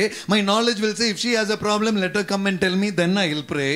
ನಮ್ಮ ಹಳೆಯ ಸ್ವಭಾವ ಏನ್ ಹೇಳುತ್ತೆ, ಬೇರೆಯವರಿಗೆ ಪ್ರಾಬ್ಲಮ್ ಇದ್ರೆ ಅವರು ಬಂದು ನನ್ನ ಕೇಳಲಿ, ಅವಾಗ ನಾನು ಪ್ರಾರ್ಥಿಸ್ತೀನಿ ಅಂತ ಹೇಳುತ್ತೆ. You know, but the presence of God, the renewed knowledge says, pray for your sister even if you don't know who she is. ಆದರೆ ಹೊಸ ನೂತನವಾದ ನಮ್ಮ ಒಂದು ಗುಣ ಏನ್ ಹೇಳುತ್ತೆ, ದೇವರ ಗುಣ, ಅವ್ರು ಯಾರು ಅಂತ ನನಗೆ ಗೊತ್ತಿಲ್ಲ, ಆದ್ರೆ ಅವರ ಒಂದು ತೊಂದರೆಗಳಿಗೋಸ್ಕರ ನಾನು ಪ್ರಾರ್ಥಿಸಬೇಕು. The Bible says, carry each other's burdens.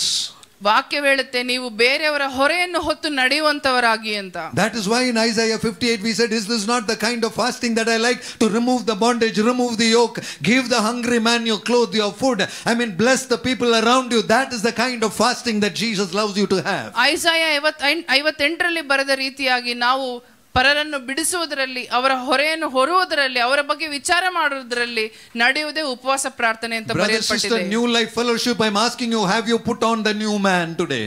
ನಿಮ್ಮ ಸಭೆ ನಿಮ್ಮನ್ನು ಕೇಳ್ತಾ ಇದ್ದೇನೆ ನಾನು, ನೀವು ನಿಜವಾಗಲೂ ನೂತನವಾದ ಸ್ವಭಾವವನ್ನು ಹೊಂದಿಕೊಂಡಿದ್ದೀರಾ? There better be a difference in our life if we are attending a fasting prayer. Fasting prayer is not a ritual, it is not a duty, it is not a show business place, it is not something that happens once every year. It is something that you surrender at the feet of the cross. Hallelujah. Give glory to God. Hallelujah. You come to the holy of the holies. Receive that in the name of Jesus. Amen. ನೀವು ಉಪವಾಸ ಪ್ರಾರ್ಥನೆಗೆ ಬರುವುದಾದರೆ ಅದು ವರ್ಷಕ್ಕೆ ಒಂದು ದಿನ ಒಂದು ಸಾರಿ ಆಗುವ ಶಾಸ್ತ್ರವೋ ಇಲ್ಲಾದ್ರೆ ವಾಡಿಕೆಯೋ ಈ ರೀತಿ ಅಲ್ಲ. ಬರುವುದಾದರೆ ದೇವರ ಪರಿಶುದ್ಧತೆಯನ್ನು ಹರಿಸಿಕೊಂಡು ಬಂದ ಜನರಾಗಿ ನಾವು ಇವತ್ತು ಕೂರೋಣ. My dear brothers and sisters, we better come into his presence with holiness and know who you are worshiping. ನಾವು ಇವತ್ತು ದೇವರ ಸಮ್ಮುಖದಲ್ಲಿ ಕೂರುವರಾದರೆ ಆತನು ಪರಿಶುದ್ಧನು ಅಂತ ತಿಳಿದುಕೊಂಡು ಜ್ಞಾನದಲ್ಲಿ ಕುಳಿತವರಾಗೋಣ. I cannot carry all the rubbish into his presence. presence. I better be careful about the holiness in my life. ನನ್ನ ಕಸವನ್ನ ನನ್ನ ಕೊಳೆಯನ್ನ ಹೊತ್ತುಕೊಂಡು ದೇವರ ಪ್ರಸನ್ನತೆಯಲ್ಲಿ ನಾನು ಕೂರಲಿಕ್ಕೆ ಸಾಧ್ಯವಿಲ್ಲ ಅನ್ನೋ ಸತ್ಯವನ್ನು ಗ್ರಹಿಸೋಣ. With all the hatred and anger in my mind, I can never please my God. ನನ್ನ ದ್ವೇಷ,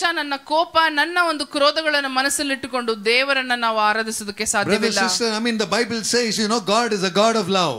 ದೇವರು ವಾಕ್ಯ ಹೇಳುತ್ತದೆ ದೇವರು ಪ್ರೀತಿಯಾಗಿದ್ದಾನೆ ಅಂತ ವಾಕ್ಯ ಹೇಳುತ್ತದೆ. Then it says love never gets angry. ಅಂದ್ರೆ ಪ್ರೀತಿಗೆ ಯಾವಾಗಲೂ ಕೋಪವೇ ಬರೋದಿಲ್ಲ ಅಂತ ಅರ್ಥ. And it says it can tolerate everything. ಅದು ಎಲ್ಲವನ್ನು ಸಹಿಸಿಕೊಳ್ಳುತ್ತೆ ಅಂತ ಅರ್ಥ. I mean that means the tolerance is the gift of God's presence. ಸಹನೆ ಅನ್ನೋದು ದೇವರ ಪವಿತ್ರಾತ್ಮನವನ್ನು ಕೊಡುವುದಾದ ಲಕ್ಷಣವಾಗಿದೆ. You say, sister, can you put up Colossians 3 verse number 12 please? Yes, the Holy Spirit give me verse number 12 because you and I need to be clothed with this, otherwise we better be careful on the second coming of Christ. ಕೊಲೋಸ್ಯನಿಗೆ ಬರೆದ ಪತ್ರ Colossians 3 3:12 and verse number 12. Yeah. ಹೀಗಿರಲಾಗಿ ದೇವರಿಂದ ಆರಿಸಿಕೊಂಡವರಾಗಿ ಪರಿಶುದ್ಧರು ಹಾಗೂ ಪ್ರಿಯರು ಆಗಿರುವುದರಿಂದ ಕನಿಕರ, ದಯೆ, ದೀನತೆ, ಸಾತ್ವಿಕತ ಮತ್ತು ಸಹನೆ ಎಂಬ ಸದ್ಗುಣಗಳನ್ನ ಧರಿಸಿಕೊಳ್ಳಿರಿ.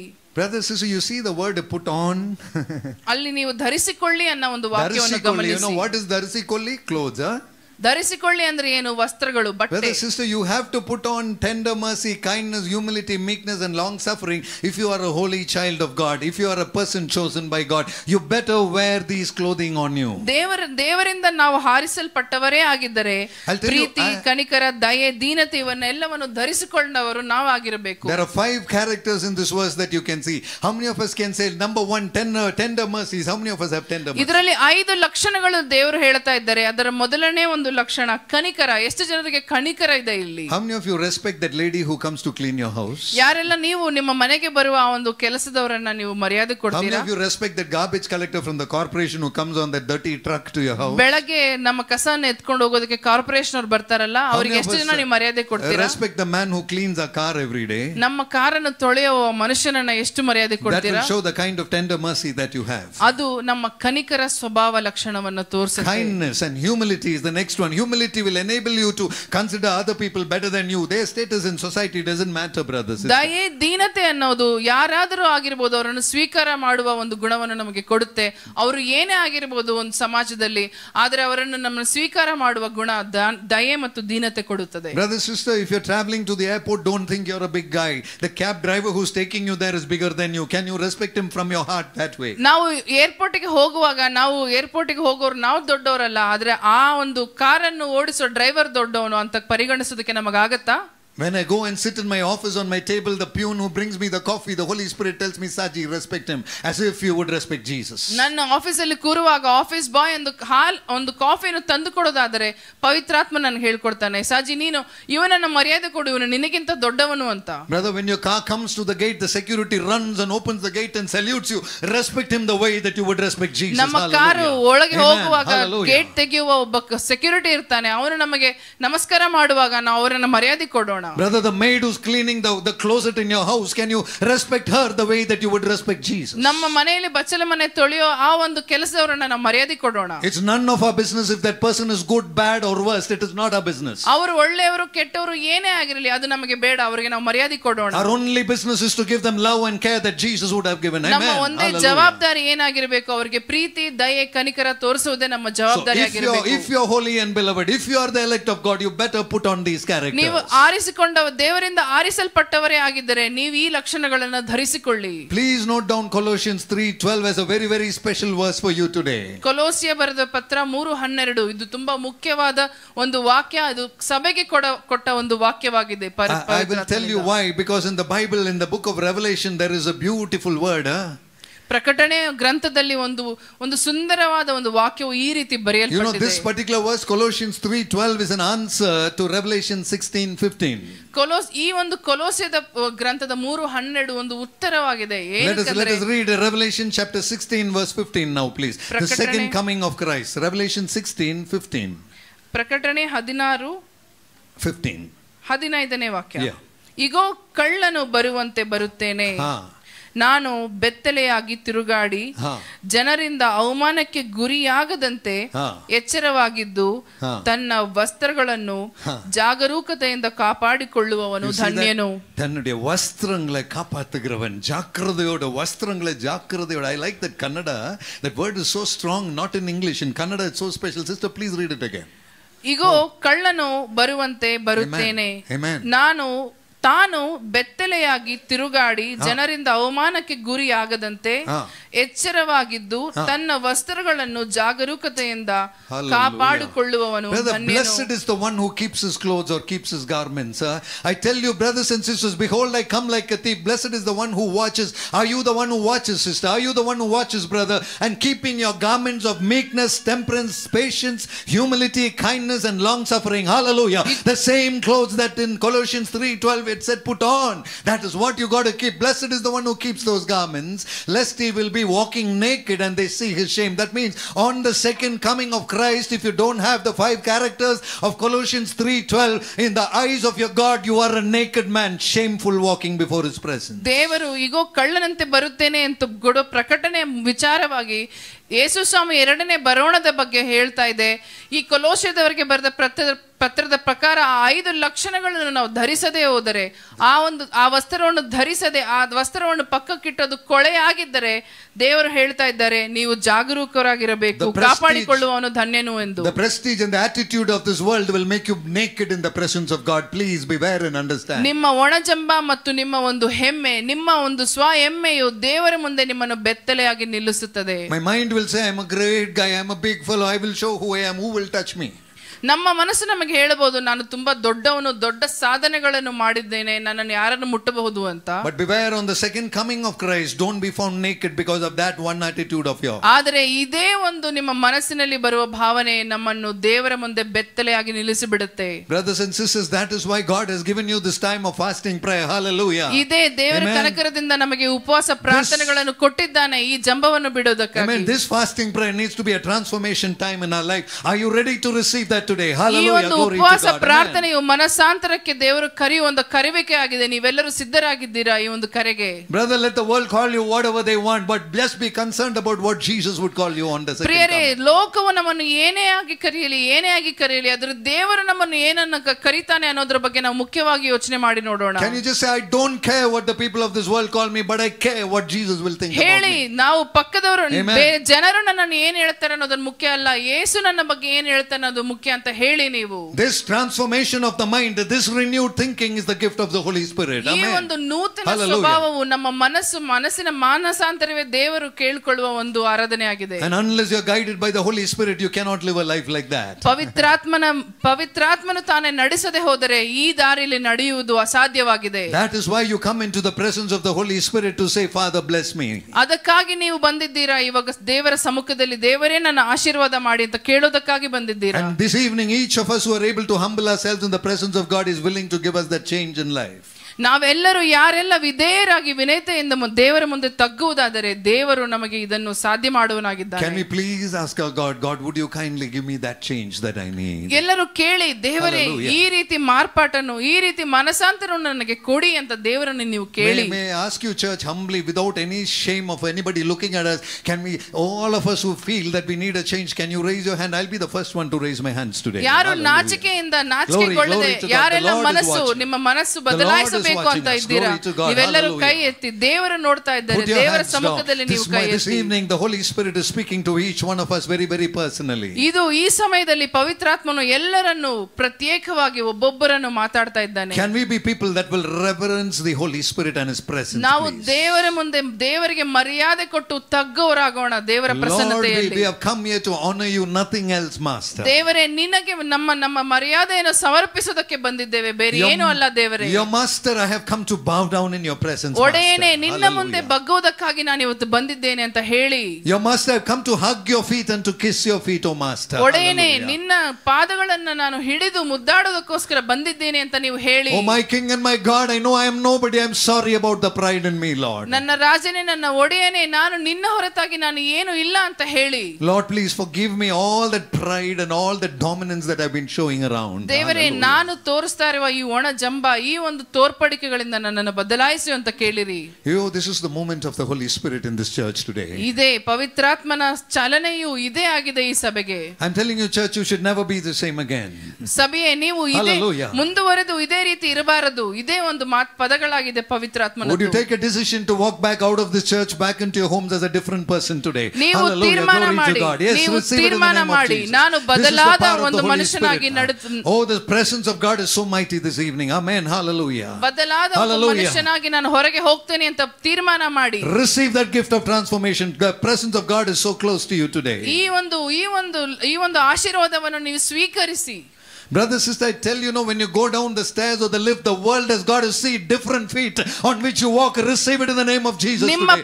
Oh, hallelujah. Hallelujah. Let all the rubbish burn in the name of Jesus inside here today. ಎಲ್ಲ ಕಸವು ದೇವರ ಸಮ್ಮುಖದಲ್ಲಿ ಎಲ್ಲ ದಹಿಸಿ ಹೋಗಲಿ. Take it in the name of Jesus today. Hallelujah. The presence of God is so tangible this evening. ದೇವರ ಪ್ರಸನ್ನತೆಯು ಹೇರಳವಾಗಿ ನಮ್ಮೆಲ್ಲರನ್ನು ಮುಂದುವರೆದಿದೆ, ಮುಚ್ಚಿದೆ. Bow our heads in God's presence. ಎಲ್ಲರೂ ಕಣ್ಮುಚ್ಚಿ ದೇವರ ತಲೆಯನ್ನು ತಗ್ಗಿಸೋರಾಗೋಣ. Hallelujah. Thank you, precious Master. ದೇವರೇ ಸ್ತೋತ್ರ ನಿನಗೆ. We give you all the glory, Master. Hallelujah. ನಿನಗೆ ನಮ್ಮ ಎಲ್ಲ ಒಂದು ಮಹಿಮೆಯನ್ನು ಕೊಡೋಣ. Lord, we come to bow down in your holy presence today. ದೇವರೇ ನಿನ್ನ ಪಾದದ ಹತ್ರ ತಗ್ಗಿಸೋದಕ್ಕಾಗಿ, ತಲೆ ತಗ್ಗಿಸೋದಕ್ಕಾಗಿ ಬಂದಿದ್ದೇವೆ. Father, during your second coming, let me never be found naked. I'm sorry, Appa. ದೇವರೇ ನೀನು ಎರಡನೇ ಬರೋಣದ ಸಮಯದಲ್ಲಿ ನಾನು ಬೆತ್ತಲೆಯಾಗಿ ಇರದೇ ಇರೋದಕ್ಕಾಗಿ ಸ್ತೋತ್ರ ದೇವರೇ. I'm sorry, Appa. I apologize in your presence. Glory, glory, glory. ದೇವರೇ ನನ್ನನ್ನು ಕ್ಷಮಿಸು. ನನ್ನನ್ನು ಕ್ಷಮಿಸು ದೇವರೇ. I thank you, precious Lord. ನನ್ನನ್ನು ಕ್ಷಮಿಸು I thank you, Holy Spirit. Hallelujah. I thank you, precious Master. Hallelujah. Thank you, power of the Holy Ghost. Thank you, precious Master. Thank you for the cleansing power. Thank you for your grace. Oh, Jesus, we give you glory. Jesus, we give you praise. I thank you, precious, precious, precious, precious Master. I give you glory. I give you praise. Yes, Lord. I know it's your anointing upon. In the name of Jesus, glory, glory, glory today. Oh, Father, we thank you. Father, we receive your presence, Lord. We receive your grace, oh Master. We thank you, precious Lord. Hallelujah. Oh, Holy Spirit, I give you glory. Holy Spirit, I give you thanks, O Master. ಪವಿತ್ರಾತ್ಮನೇ ನಿನಗೆ ಮಹಿಮೆ ಆಗಲಿ. Oh Jesus, we give you glory. Hallelujah. ಯೇಸುವೇ ನಿನಗೆ ಮಹಿಮೆ ದೇವರೇ. Thank you, wonderful Lord. Thank you, wonderful Lord. Thank you for your holy presence. Master God, let not our unholiness deceive your presence, Master. Rather change us for your glory, for your name, O Lord. Let's live a holy life for your glory, Master. Each and every brother, sister in this church, I declare them sealed by the Holy Spirit today. Thank you, Master, for your grace. Thank you for your mercy. Thank you for your presence over each one of us today. I give you glory. I give you praise, Master. Receive this glory. Let each body be transformed to be the temple of God. Hallelujah. Holy Spirit, take control, Master. Take control. I give you all the glory. I give you all the glory. Oh, hallelujah. Oh, hallelujah. Thank you, Master. Thank you, Holy Spirit. Thank you, precious Master. Thank you, wonderful God, for your grace, Master. Thank you for the forgiveness, O Lord. Thank you for the cleansing power. Thank you for the blood, O Lord, that you shed for us, Master. This day, let one more drop of blood be given to each of us for cleansing today. Thank you, Lord. Thank you, Lord. Thank you for the cleansing power. I give you all the glory. In Jesus' wonderful name we pray. Amen, amen, amen. Hallelujah.